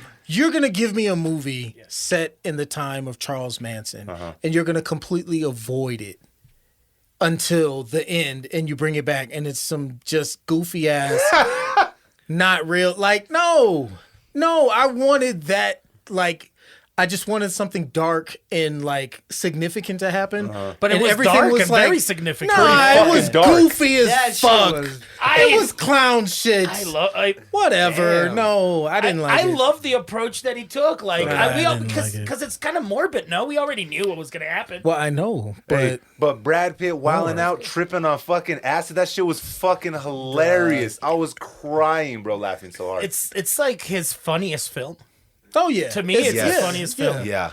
But I was falling asleep, man. I didn't. Oh like my it. God. Oh man. That bitch, it put me to sleep. Dude, I saw it in the Dome in Los Angeles. Oh, that was probably dope. It was amazing, but what I loved about it was later I smoked a joint, got on my scooter, and listened to the soundtrack driving through Sunset. Just Oh, that's dope. I had a That's it was dope. amazing. Okay, yeah. See, you might feel different about the film if that's how you watch it. Nah, man, nah. That's a whole. I didn't like the That's a whole sound. I didn't like the soundtrack either. Okay, no. Now you know he's just trying to. It ain't got shit on Space that. Jam, right? Dead presidents. Fuck Dead presidents. Dead presidents. That's funny. Yeah. Come on. Nah, Tarantino. He's one of my favorites, man. Like Yeah. I remember the first Tarantino movie I seen was Reservoir Dogs. Nice. I didn't see like I obviously we're all out already. Did you ever watch True Romance? Yeah, of course. Oh, okay, good. But the first one I seen was Reservoir Dogs. Yeah. I was probably I like, saw True Romance before I saw Reservoir. Oh wow, nice. Okay. In the I was theater? just no. I saw it on cable. Oh, nice. And I watched it on TV, and I was just like, what's this? how did I miss this movie? Yeah. Because I was watching and I was like, this isn't, oh, I love this. And then I saw that he wrote it and I was like, oh, okay, let me go check out the rest of his stuff. But then I had to go watch Pulp Fiction again because the first time I watched it, I didn't get it. And yeah, There's a lot of layers in that movie. well, Oh, yeah. mind you, like I was super like during that time, I grew up on hood flicks. So if it wasn't Menace to Society or something like in that vein, I didn't really give it as much like time and attention. So can we talk about how bad Boys in the Hood really is then? Oh, it's not bad. Compared to Menace to Society. I like both wait, of them. bad? Yeah, that's a very strong word. Bad. What do you mean bad? Maybe Boys in the Hood is Menace to Society on Nickelodeon. Okay, yes. But here's the thing. both directed and Hughes brothers. Yeah, Connection. here's the thing. Menace to Society was just so like over. It was just like what you guys are talking about, where there's no happy ending. Yeah. And we don't. I mean, there was no happy ending in Boys in the Hood. But I was gonna say. there was something of like a learning experience at the end of it. Ice Cube but there was the nothing. only shining Yeah. part of that movie. For me. What? Not even. What was Lawrence Fishburne as the dad was cool Yeah. too. But Cuba Gooding? it just man, Nah, but man. when he walks in, I lost it when he started swinging. That's when I checked out. That's when I was just like, done. that's dumb. No way, couldn't do it. Yeah, no, you cut 'cause- to Cuba Gooding now. Somebody sucked this baby's dick. Where the fuck did he go? yeah, bro, like He went right off that deep end. That's where he went. hey, What about remember Don't Be a Menace when they fucking how they grab that part where he walks in? Oh He's yeah, home he was punching. like Yeah, he's punching all swinging the kids. helicopter Boom, punching boom. everybody. He was trying so hard to get an Oscar in that moment, and it just Yeah, Boys in the yeah. Hood never hit right with me, bro. Like Yeah. you got Blood in, Blood out. Yeah, and you see, got I knew you were Menace gonna to go there. Society. I knew you were gonna Yeah. go there. Right? Those are fucking man. And Blood in, Blood out for me that's the top. Really? Man, I Better mean, than come better than American Me. Oh yeah, come on. Of Way of better. what kind of movies? We're talking like hood. Just movies. hood. What shit. about Colors? Yeah, just Bruh. You way better than wait, Colors. wait. Better than New Jack City. I was gonna tell you, That's okay. New Jack Come on. City That's for a you. close You like one, that though. one, right? You like that one, I've yeah. seen New Jack City so many fucking That's times. a close one, like- but I'm good because for me, Blood in, Blood out wins. Really? Yeah. Yeah. For me. Okay. Blood and Blood Out's fucking. I mean, Right. well, name more, Yeah. name more, because this is tough. Yeah. I Let's mean, see. there's Let's go. Juice. Street movies. Yeah, Juice is great. Juice Tupac. is good. I've said this, and Whoa, I'll I keep forgot saying about it. that one. If Pac was still alive, he'd already have an Academy Award. He was such a fucking talented actor. He His would've- last yeah, movie, he would've- Gridlock, bruh. Yeah, he was all right. With what's his name? With what's his name? With Tarantino's favorite dude, the guy that plays the cop on Reservoir Dogs. The undercover. Keitel? No, not Harvey. The guy that's the undercover cop in Reservoir Dogs. Tim Roth. Tim Roth. Roth. It's Tim Roth and Tupac and old girl. I can't remember her name. Gridlocked is great. I'll have to go look at it again. I don't remember it that much. Yeah. Yeah. But I don't know, man. Juice, What about Belly? Belly. Belly. Now, Belly was a terrible film. Now, I agree. Belly I mean, looked come on. fantastic, but that story was the pits. It was so fucking bad. Nas. So bad. Nas is not that great of an actor. Neither is DMX. but he's better than Nas. Yes, because I like DMX and some of those Seagal flicks. When Nas, I like those. I did. You know I when really I lost did. it? You know when I lost my shit on Belly? Whenever Nas is like, you know what? We should go there. We should go to Africa. I was done. I fell out my seat laughing. That shit was so fucking crazy. But Belly caught you right at the beginning. Yeah. That beginning when they're walking into the strip club with Yeah. the black lights. Well, 'cause it looked and like a then fucking you're music video. Bro, yes. Instant- and a dope-ass music video. Back to Belly. life. Yeah. Back to me. Oh, man. What'd I you love say? that shit. Oh yeah, Hustle and Flow too. I guess that would be Hustle and Flow is yeah. dope, though. great.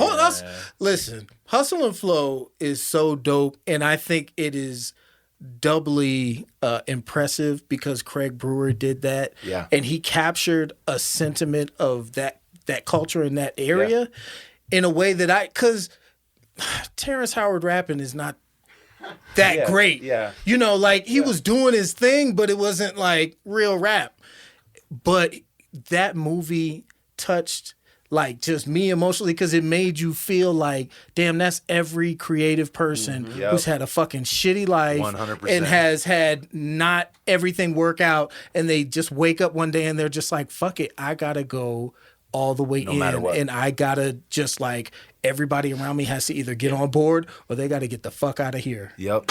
Listen, I brother, love that shit. I love that shit. When I was first starting to make music, bro, I was young as fuck. I was like 13, when I actually was like, okay, I'm gonna start recording music. And we were living out in Grants at the time, and I would go to the restaurants over there because I didn't have fucking money, bro. Like I couldn't buy studio equipment or foam or any of that shit, right? Yeah.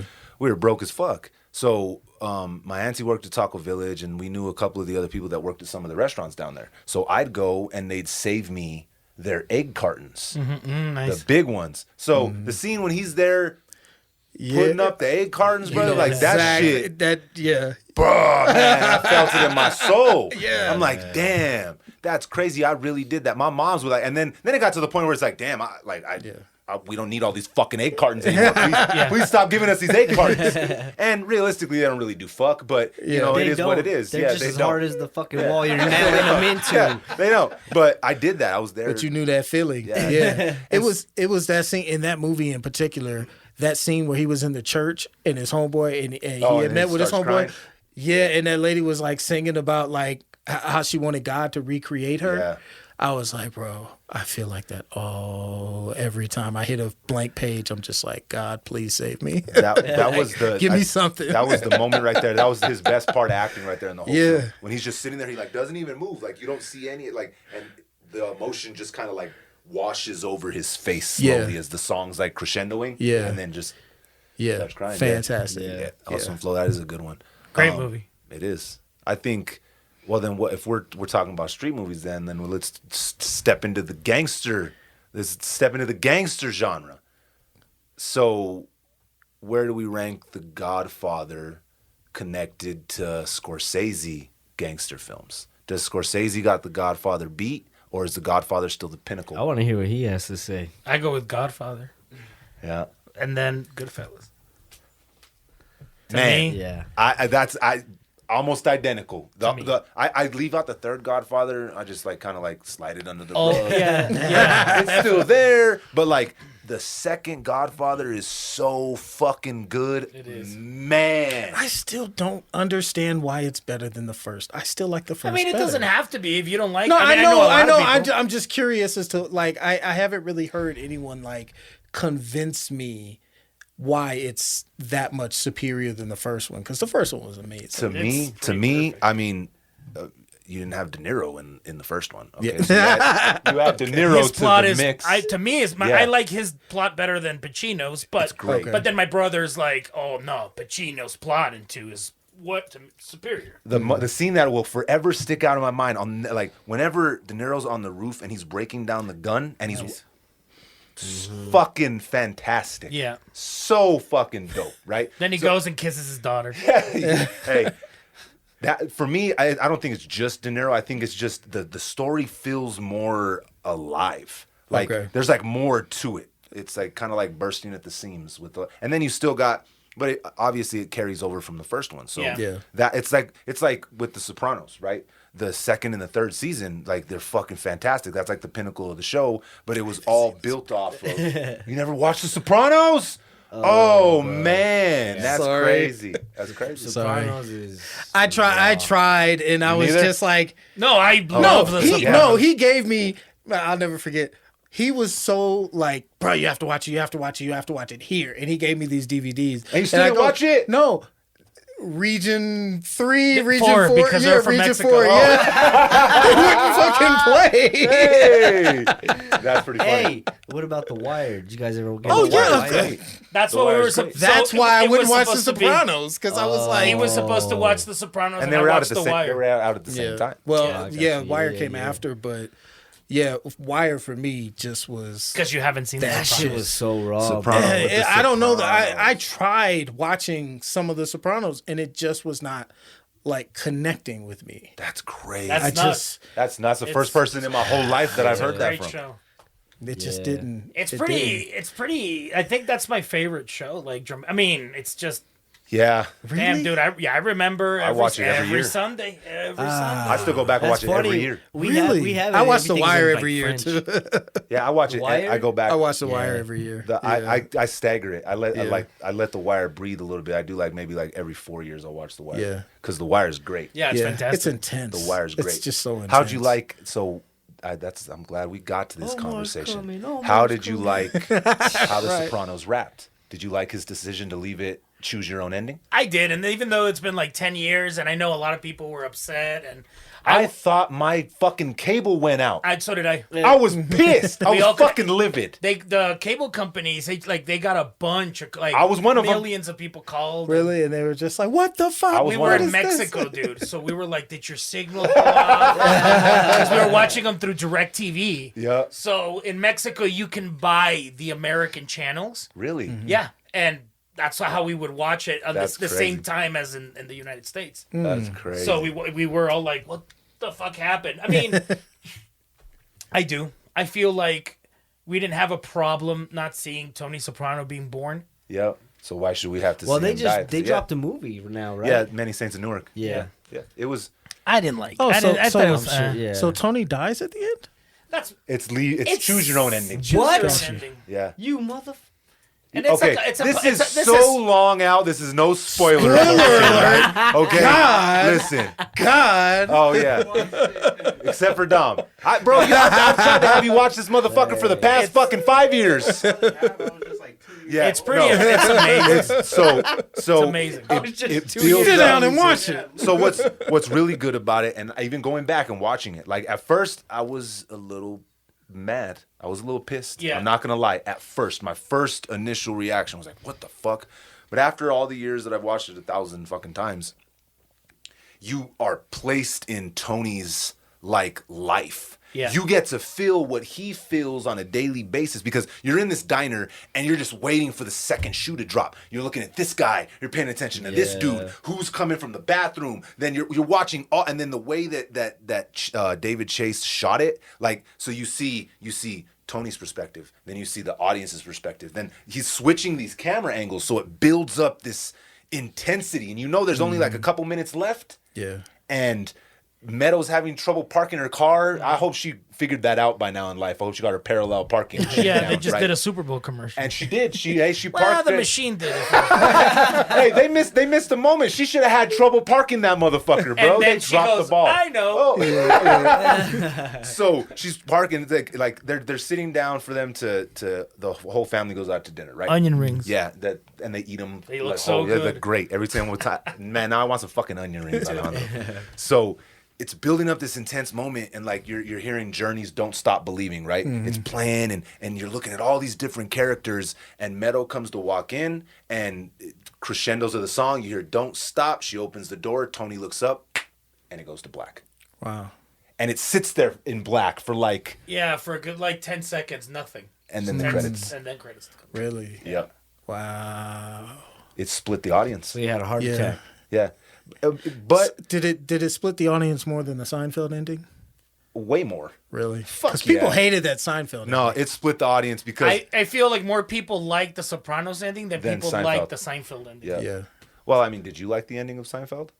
I mean, I didn't watch Seinfeld. I don't even know how the fuck it ended. How did it end? That shit's still going, Jay. It's at season 25. Yeah, so I feel it was like looking back now, and I've watched it a bunch of times. I like the way that it was wrapped up. Many Saints of Newark. I didn't hate it. I didn't hate it. It just felt like so much fan service. Yeah, I didn't hate it, but I didn't love it. I felt like it was a wasted opportunity with how good Gandolfini's son played young Tony, and the mom, who played Olivia. She fucking killed it. You know what bugged me? Really, really, really, really bothered me was Paulie and Silvio's characters. Yeah, they were really cartoonish. It was like they were a parody of Paulie, and like it was a parody. Like, and then like I wasn't even sure if it was Silvio or if it was Silvio's dad. Like it was like that, and but then it came back around. Yeah. And the way it wrapped up, I hope they do something. I hope they do something with Gandolfini's son as Tony, because he was great. I feel like we're done with the Sopranos. Maybe. Yeah. That might be it. Yeah, no more. No more. The show's already perfect. Yeah. I mean, it's got its flaws, right? But I mean, overall, it's So then, how'd you feel about Breaking Bad? I was about How'd you to feel about ask Breaking you, Bad dog, 'cause dipping they're the same back thing. down into there? I liked it a lot, but not as much as the Sopranos. Like I've never rewatched Breaking No, Bad. I mean Breaking Bad going and doing the movie. The Once El- it ended El Camino. perfectly. Oh, I haven't seen it. You haven't seen El You Camino? ever seen El- Oh, yeah. Did you guys? It was good. Did you see Yeah. it? Yeah. It was good. It was just a way to end Jesse's story. Yeah. Really. Like, It did no damage to the original ending. I don't think Yeah. it did either. Yeah. yeah. It didn't damage anything, which I was worried about. It gave us clarity and like a bookend on Jesse, Nice. Yeah. which was good. And it was shot well. It had its Breaking Bad. Like it I went to go watch it at the theater down here on Central. the El Rey. Nah, Well, not the El Rey, the one The that's Chemo. across. Chemo. Chemo. I Chemo. forgot they I shot I went to it. watch it there. It was That's so cool. dope, man. That theater's fucking crazy. Yeah, that's a cool theater. Really, really dope. How's some of the theaters out there in Cali? I know you're out there going to them all the time. Oh, dude, I am such a fanboy. I Do you go have to. a favorite theater? I mean, yeah, I nerd out with the Tarantino's theater, the New Beverly. Uh-huh. So he has a theater in Beverly, and it's just one theater, one room, right? Yeah. It's like 300 people, and he has it screens in film. So all these movies are sometimes remastered, sometimes it's the original printing. Yeah. Like I got to see Michael Mann's Thief on its original printing, and yeah, it's a little bit dated because you could see like the color palette predominantly is blue, and this you could see the fade of pink. Yeah. But oh man, like we saw, I've seen That's so part many. of the art, though. Oh, Part yeah. Of the time. But then I got to see Batman Returns from a print from 1997 or 98. Super dope. Dude, it looked wow, Really? wow, man. That movie's great. It's amazing. They show a bunch of movies like I'm okay. So let's talk about this stuff. This is fun. Yeah. I want to go back to LA because they're gonna show Hard Boiled, the John Woo movie In one of Tarantino's. in Tarantino's Oh, theater, April 8, dope. 9, 10, and 11 or something like that. I gotta go see that. They're gonna show Aliens at the end of the month. There's a whole day where they're only showing Mad Max. Oh, really? Tarantino cares about the art form. Yeah. At the end of the day, whether you like his movies, whether you like what he stands for, his writing, any of that, whether you like it, you can't run away from the fact that he loves the art form. Yeah, maybe the type of movies that he makes is not one of your cup of teas, but he not necessarily just only watches those movies because he makes those movies, but he can enjoy a great comedy, drama, horror, thriller. Like, he just loves film. Well, look at Kill Bill. That shit came out of no. I was sitting there. I was like, "What the fuck is this? Is Quentin Tarantino? This is fucking crazy." And when I first watched it, I didn't know there was going to be a sequel, right? Yeah. So I went in completely blind to it.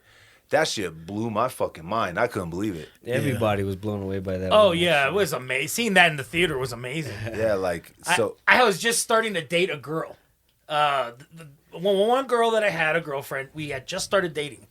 And I told her, no. We have to go watch this movie. I need to go watch this movie. She had never seen a Tarantino movie. And Man. She flipped out because she was like, this is nuts, but wow, did I love it. Yeah. So her first Tarantino film was Kill Bill in the movie theater. Yep. Damn. I badass. wonder if did she go on the journey to watch more of his films, or was she like, nah, I ain't with it? Yeah, I'm sure she did. I mean, we broke up. Yeah. He was like, I'm sure she did, but she didn't she work left me out. at the theater. Bitch. She loved it, but I never heard Yeah. from her. She was gonna go get popcorn. And She went to the bathroom, never came back. Never came back. Fucking Juanita. She's out here watching serial killer documentaries. The moment I realized, Oh shit.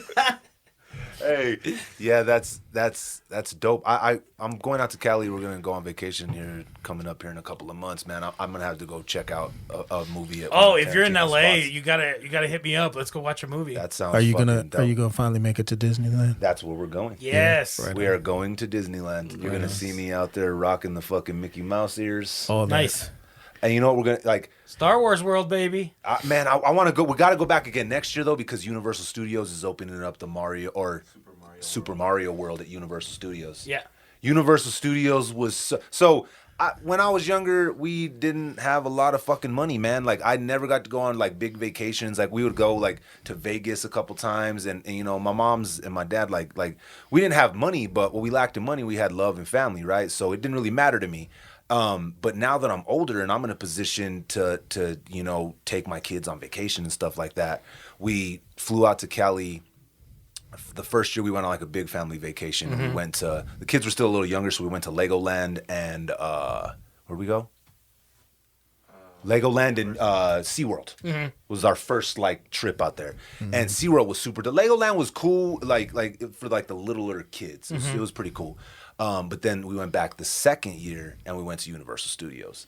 That shit was fucking epic. Oh, yeah. The Harry Potter part of Universal Studios, the ride you go inside Hogwarts, bruh. I'm not even a super Harry sick. Potter fan, and it's Sick. my girl is. I I'm was not. gonna say, I thought you were converted now. No, I've she never she seen didn't past convince 3. you. No. Really? Yeah, I couldn't. Oh, do okay. it.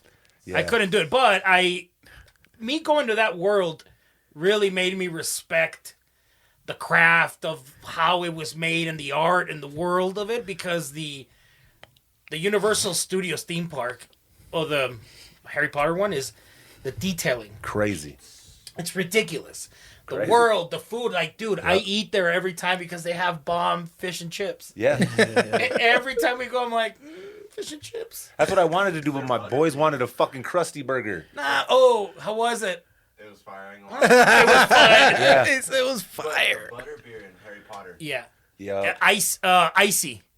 Like when it's like slushy ice. Yeah. Oh my god, it's so good. Universal, like, it was so dope. Like, especially because I'm in the fucking film like I am, right? Like, Yeah. Man, I was like, fuck Legoland. We ain't never going, we ain't going to come back to Universal Studios every single fucking year. Dude, but go then to the the one pandemic in hit. Universal in Orlando. Oh, that's big picture. That's the one I want to go to. Amazing. My cousin Christy told me about that when she said she loved it. But I guess the reason I said that was to say this about Disneyland is I learned then, man, if you're going to go all out and you're flying out there and you're doing the vacation, you got to get them skip ahead passes of the lines. yeah. You Oh, ain't yeah. sitting, bro. It's not Those even lines worth are it, yeah. ridiculous. Yeah. It's Yep. worth it. Got to get, so this year when we go to Disneyland, Yeah. I'm skipping all the motherfucking Do lines. it. Yeah, man. It's so worth it because you're going to ride every single Yep. ride. So this summer we're gonna go to Disneyland. Disneyland, Disney World. Disney World's in I always confuse them. yeah, which one's which? Florida. World's in Florida, Land's in Cali, right? Yeah, I think you're right. Yeah. But we got to go back to fucking Universal Studios because last time I was there, they weren't done with the Jurassic Park ride, and now they have Super Mario World. Mm-hmm. Were they done It's with still the not open. It's still Were not they open. done with the Jurassic Park ride when you went? In L.A.? Yeah. No. I did the Jurassic Park ride in Orlando. Oh, I went shit. to this is like so it was like my first vacation with my sister, like adults, my sister, her husband, my lady and I, and we're like we went to a whole week, like it was our mature vacation, and it was one of the best times. Really? Of like, dude, we went hard. Like we were like, fuck it, the credit card's good. Let's go. Like we spent more than $4 or $5 grand. Like we wanted to. That's a trip. Let's do it right. And we're still paying it off, like she said. But the memories, dude. The memories. I remember telling that to my mom. I was like, Mom, but it's because it's the memories. She's like, why did you have to buy another Star Wars lightsaber? And I'm like, partially because I'm a fucking nerd. but the other part was, that memory, my sister will never, she had like the smile because she grew up, she's 30, she's your age. Yeah. And she saw how much I used to like Star Wars from always. So they had a blast. It was so much fun. You know what's crazy? What? A lot of people get mad at me for this too because I'm so into film. But when I say this, it shocks some people. I didn't watch Star Wars until I was like 28 years old.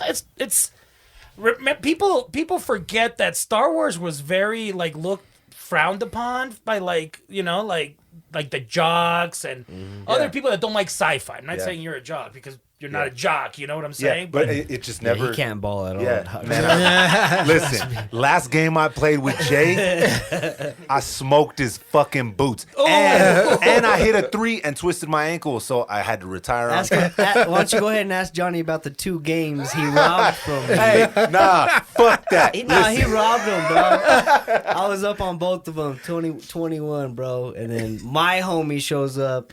I was being a good dude. Let's restart the game. Oh, he pulled that shit. We restarted. No, bro. Homie was like, no, that's all good. Me and my kids it's all good. He was I like, was like, we nah, reset. let's We'll restart. start The over. score was super 18. Hey. 18 to 16. Oh, let's go. I got my karma off the rip though, because I rolled my ankle, bro. I hobbled off that fucking court, bro. And then Is that the same game? same game. And then a week after, I got fucking COVID. So I got my payback, Jay. All right. Yeah, that's funny. Yeah. Fuck that. Round Don't two, be stealing Jay. my shit. Round 2, bro. It's getting warm outside. Let's go back to the scene of the fucking crime. Let's do it, man. Let's do it. So, what do you got? What do you got in the holster now, Alejandro? What are you working on? You got any films that are coming out? You shooting anything now? What's popping? We did my second feature film, Millennium Bucks, which Leonard was a co-writer in. Dope. That's dope. right. Dope. That one we just sold it. So we delivered the. That's a big deal. It's a big- Congratulations. thank Make you, some man. fucking noise. Thank you. That's a big Thank deal. you. I was gonna say it was a big hassle. Yeah. Hey, big deals usually are. Yeah, man. It took so long. If we had money, this could have been concluded a year ago. Man. But it's reformatting, sending, legal, so much. It's so much shit. So much stuff. I know a guy, bro. Yeah. Yeah. They don't let me see their contracts. They don't let me see their contracts. So Millennium Oh, Bucks, yeah. What about now? Like what are you doing? You got anything you're writing, directing? Always writing, man. I'm always trying to develop something. Like Millennium Bucks, that's the movie. We still don't know where it's gonna be and what platform. But the thing is, there's a company now that's pitching it, and we've heard a couple of things from a couple of companies. So that's very coming soon.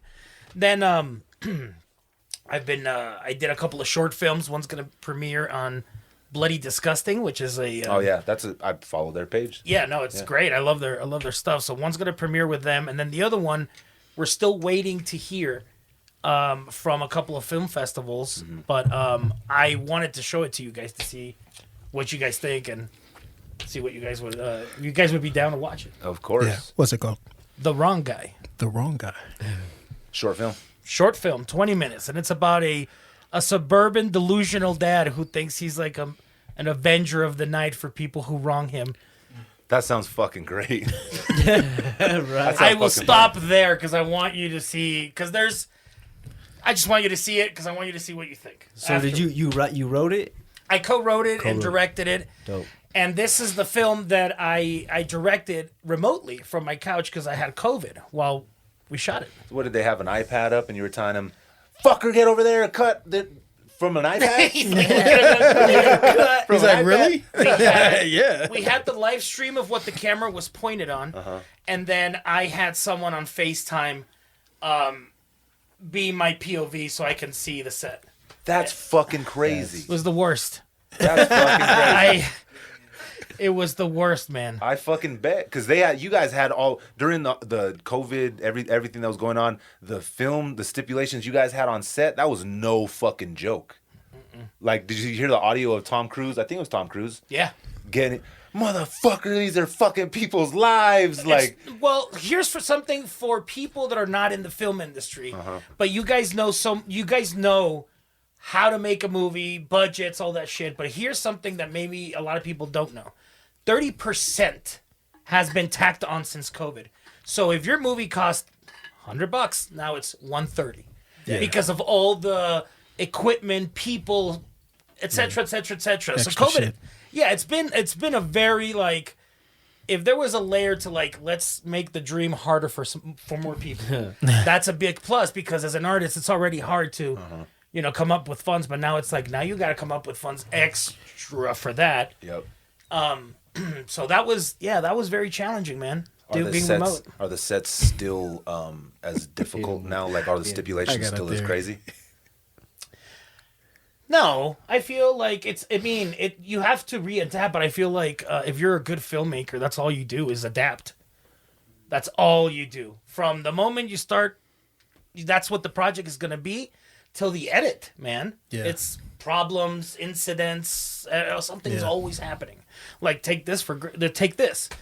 I always feel like, metaphorically, I have someone with so many hoops with all the hoops have fire, and I just like, how many more do I got? Because like first feature film I had to do it were $7,000, having a camera crew follow me. The second one I had to raise the funds, and I was starting to kind of deal with anxiety, but I didn't know what it was. So I thought I was just like my cholesterol level was high. I thought, and I was having heart attacks all the time. Fucking anxiety. And I didn't know what it was. That shit will make you feel like you're about to die. Oh right yeah, then. it was the worst, man. Yeah. I don't know. I feel like from Mexico to New Mexico, Detroit, like we grew up in places that it's not candy, man. Like we've all gotten into fights. Yeah. We've all gotten our asses kicked. We've also kicked asses. Yep. So it's what I'm saying is like I was never afraid to get into a fight. I'm afraid of something I can't see. Yep. And that was the worst thing because I was like, what's happening? What is this? Yep.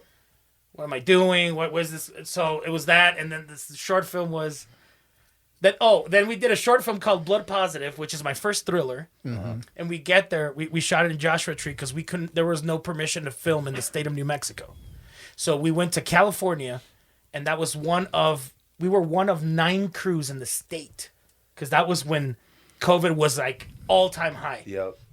And we get there, and all the pictures of the Airbnb where we were going to shoot the whole location was radically different. Ooh, and as soon as we got there, we're like, shit. Okay, our whole shot list just went to shit.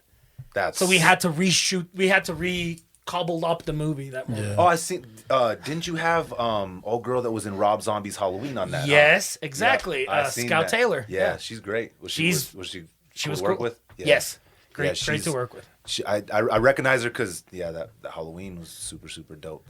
She was in that short film, so that was also like, you want to rep New Mexico and you want to leave them with a good like, oh, they're good people, they're good crew, they care about film, and then the wrong guy, the day before I meet the cast, which was 2 days before we shoot, positive. COVID. Damn.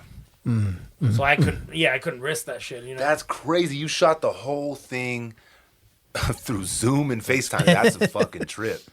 That was a trip. That's part of the process though with being an artist in any Adaptation. you have to adapt. Nothing. You start with the project, you have an idea, and then the idea like the wheels start moving, and by the time you get to the final place, it's never exactly the idea that you had. Yeah. No.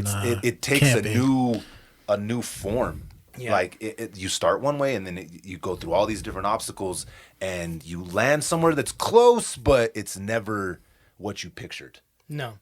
And it's dope though because it's the process of going through it. That's always the best part for me, especially making music is like finding the sound, the obstacles that come in come in way. Like that's the best part, and that's the story that's told through the art at the end of the day. And COVID threw a wrench in Zia on the way we were Man, going to same release shit. that. We had a whole rollout. We were gonna hit the road. We had videos shot. It was a whole situation, and boom, COVID shut our shit. We were gonna screen at Millennium Bugs, the '90s movie. So I did a Y2K movie, and it's like what happens like that week when everybody Y2K was happens. losing their fucking marbles. Yeah, exactly. So we were gonna screen in Austin during South by Southwest, and we were gonna screen at an Alamo Draft House. Remember this, Leonard? Yeah. And not only check this out, dude. After that, we actually had a bar that's already a '90s bar. We rented it for the night. The red light cameras, for some reason, oh no, they went to South by. Yeah. They came a day early. They were gonna play, and it was all gonna be like '90s. shit. Like it was just gonna Gonna be be an fucking perfect. awesome fucking party. Boom, we pulled Fucking out. COVID. Yeah, they 2 shut it. days before they pulled. They called. Yeah, they called were. it quit. Yeah, they called it the After. whole festival. They were just like closing festivals, closing events, like everything Yeah. just one after the other. that It was was tough. terrible. Yeah, it threw a wrench in everybody's fucking plans. But like you said, you gotta adapt. You gotta Adapt. Yeah, we're not. Yeah. If you love what you do, we're not gonna stop what we're doing, right? No. I mean. I'll stop if I get a heart attack, if I get cancer, something like that. But You'll other just than be on your that, deathbed directing from the. You've I've done it already. Hey, that shit ain't lit right. Cut, motherfucker. Get the quiet on set. I can hear it already. Alejandro, you had a heart attack. Stop yelling. Fuck you. Yeah, fuck you, as I yell. Yeah, man. No, I love it. I love it. It's we've had so many sacrifices to do, like just to be where we're at, man. Yeah. Like I remember we all remember each other from where we started, or we're getting started. It's been a long, while, man. fucking road too. Yeah, It's like been a you lo- should you should Have you grab showed and them any paste the audiobook? comments, the videos that we worked together on. Yeah, that's a good idea. It's like it's a lot. Like so, let me just go back. So we got Like This, we got So Cold, and then we did The One Better About Your Life, Family. Better Life, and then we did Scandalous. That was the last Scandalous. That one. was the Yeah. last one. That was the last one. Remember the shit we ran into for that that was one? so Remember much they fun. fucking rented us the fucking hotel. We get there, the lady that rented it to us wasn't there. It was a new fucking manager. They're like, "What the fuck are you guys doing?" Alejandro had the whole crew set up in the weight room. The Yeah, I room- remember everything that. ready. Yeah. It was, and the dude's like, nah. You can't It shoot was here. a fucking. They basically pulled the rug on us the moment we walked in. Yep. We had everything signed, permitted, Yeah. name, everything, deposits, and this producer was like, they didn't tell me. I'm not gonna cooperate. Damn. And we just had to we have I don't know how many hours. Let's go. And we Yeah. got it. And we People got it. love that video. I Really? get people all the time. People love that video. It's funny because they think that video is connected to So Cold because I'm wearing a suit in both of them. Oh yeah. And the chick kills the dude. So low key, Yeah. we kind of we didn't fucking do that on. Like it wasn't on purpose. It just happened that way. But a lot of people, the fans are like, man. So are those two? Like, is that the sequel? I'm Is like, that the the story? fuck are just you be like, talking just about? be like, yes, it is. It is. Yeah. That's how we you do found things. the Easter egg. Oh man. Man, we planned that all Yeah. along. So it's really dope to see how far you've come and that you're still Thanks, so man. passionate about film and the industry. I'm excited to see where you go next, brother. Likewise, man, and thank you. We all want to keep growing, but like there's I'm having so much fun in life. Like, obviously, I'm not where I want to be, right? But I mean, isn't that like the cool part of it? Like, you're just like It's the journey. it's the journey, and you're also like trying to create the art. Like, I don't know what the next.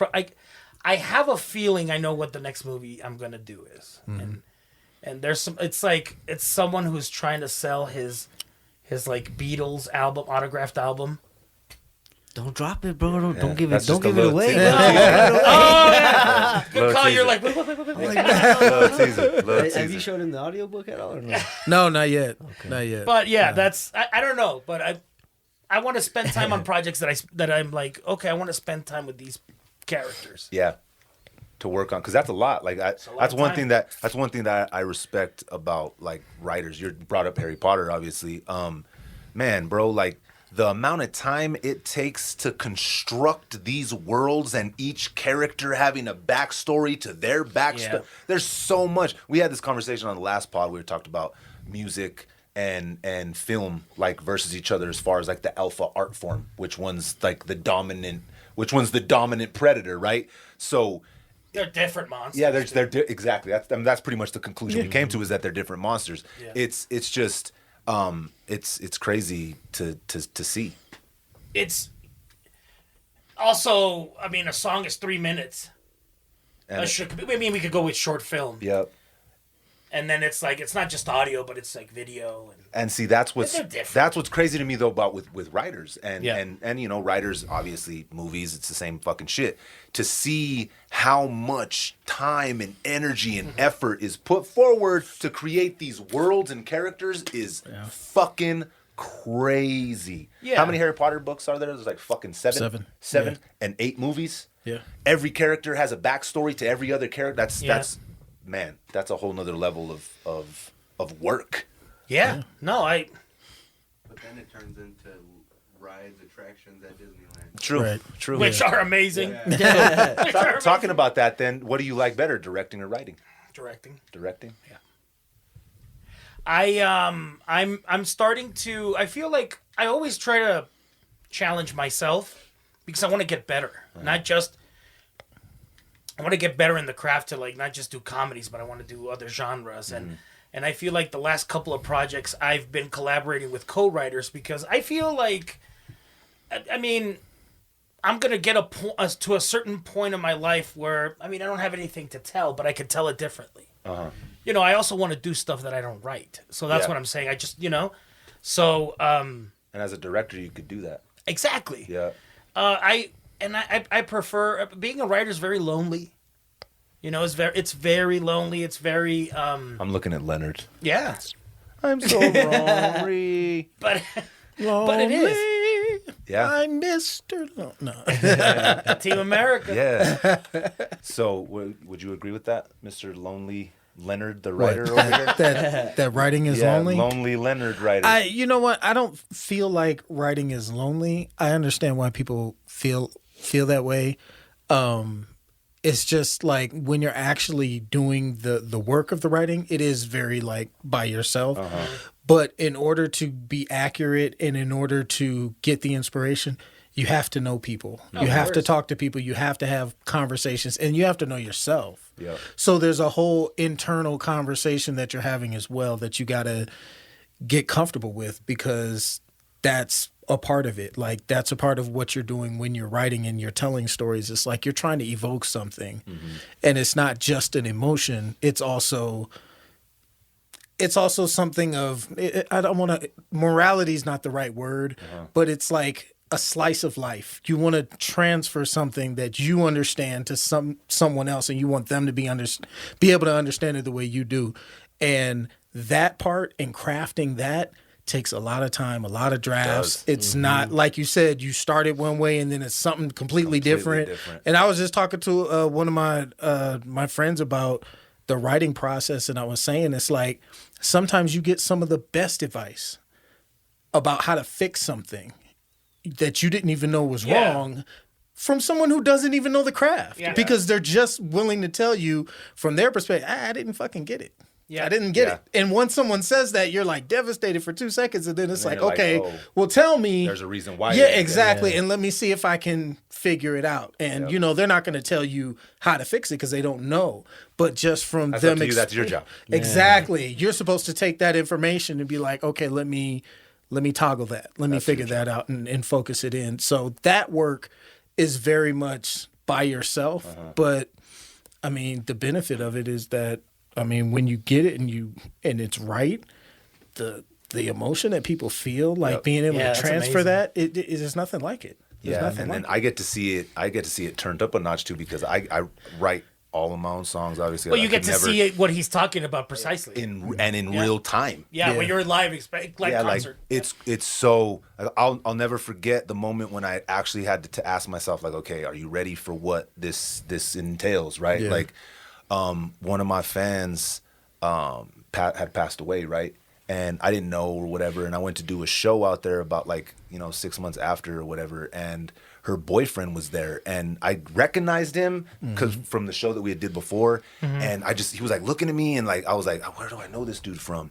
And I'm at my merch booth at the end of the night, and he walks up, and he's like, hey man, I just wanted to come up to you and tell you how much your music meant to me and my girl, right? And he's like, she passed away 2 weeks ago, and she was buried with all of your merch and albums and stuff. It was what she wanted to be buried with, right?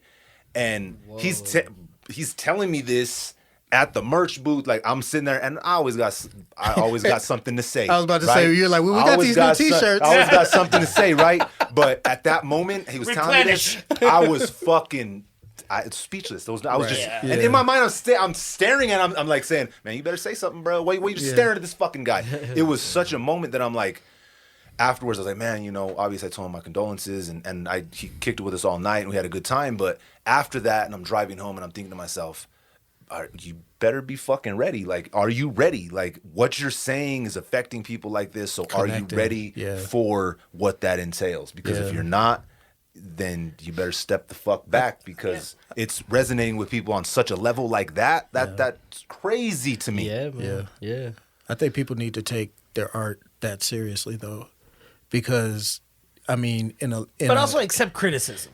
No, Yeah, of you course, have to. accept criticism. I'm not saying that. What I'm saying is, I'm talking specifically about the effect that you can have on the audience. Yeah. Yeah. Taking that really, really to heart because, I mean, in a way, I don't want to call you brainwashing, but you're programming people. You're teaching them. Exactly. You're taking them on a ride. You are. Not just that, though. You're giving them advice. You're giving people ideas that some people live by. Some people take a song or take a movie and they apply that. That's how I want to live my perspective. life.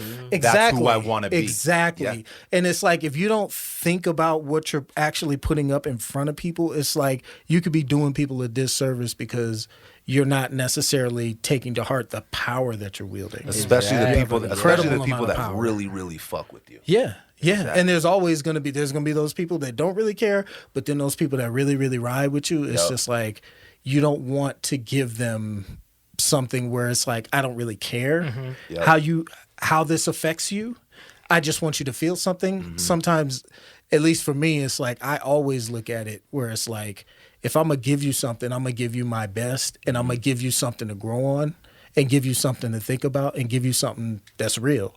Yep. Because if it's just not to say that Well, it's not valid. everyone sees it like that. No, I agree. I agree. But even the people who aren't necessarily doing something serious, even if you're doing comedy, it's I want to give you something that Do it you're the going to best you fucking can. remember. Yeah, you know what I'm saying? I just saw a movie. Not they just say put that it together. Even if you're gonna do it, if you're gonna fuck up, but do it right.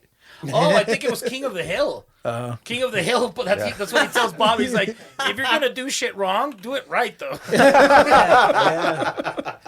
I mean, when you do it when you do put your best and you fail, I think there's a saying, you fail above everybody else because you're already doing extra. You're doing extra and Exactly. you fail. You know what I mean? Well, and at least at the end of the day, you didn't cut no motherfucking corners, and you did what you had. And you learn. Yeah. It's a lesson, exactly. Everything I've learned, all the lessons that I've learned in my life, I had to learn them fucking repeatedly, and I had to learn them on job training.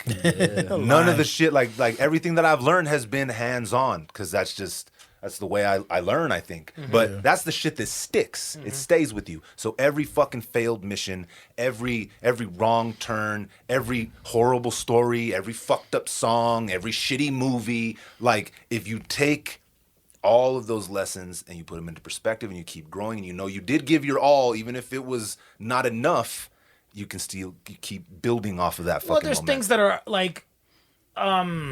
you don't have any control over. Yep. So you also got to be you know how hard it is to make a good song. You know how hard it is to make a good script, a movie, whatever. So like, even if the movie, like maybe Michael Bay is not your cup of tea, but like there's a lot of hard work that was put into it, and like there's appreciative shit there. Like the new Ambulance L.A. Yeah, It looks nuts. What is it does. It's his new movie. It looks nuts. With Jake Gyllenhaal. It looks great. It looks nuts. Really? It looks like a fun time. Yeah, it That's does. all it is. I mean, you're not gonna walk away like it's not gonna be a fucking life-changing experience. Yeah, of right? course. Right? It's not Forrest Gump. But you're gonna get your money's worth. Yeah, it's not Forrest, right? But you're gonna get your money's worth, exactly. Yeah. Is the soundtrack gonna top Space? How's it gonna Probably sound? not for Leonard. No, not dead president. Oh man! All right, fellas. better. What do you guys think? You guys ready to get the fuck up out of here? Or what? Yeah, man. I want to show you guys my short film. Yeah, we're gonna watch it. We'll watch it. We'll watch it when we turn off these cameras. Don't worry, we watching that shit. Yes. And then after that, y'all are gonna go watch that shit when they fucking premiere When we it. premiere it, yes. So we're gonna get the fuck up out of here. It was episode 8. Eight, Episode I know. 8. 8, man. Man, we're just gonna keep rocking these motherfuckers. We smashing y'all over the head with these motherfucking podcasts. You feel me? So until next time, respect the connect. Peace. Peace. Peace.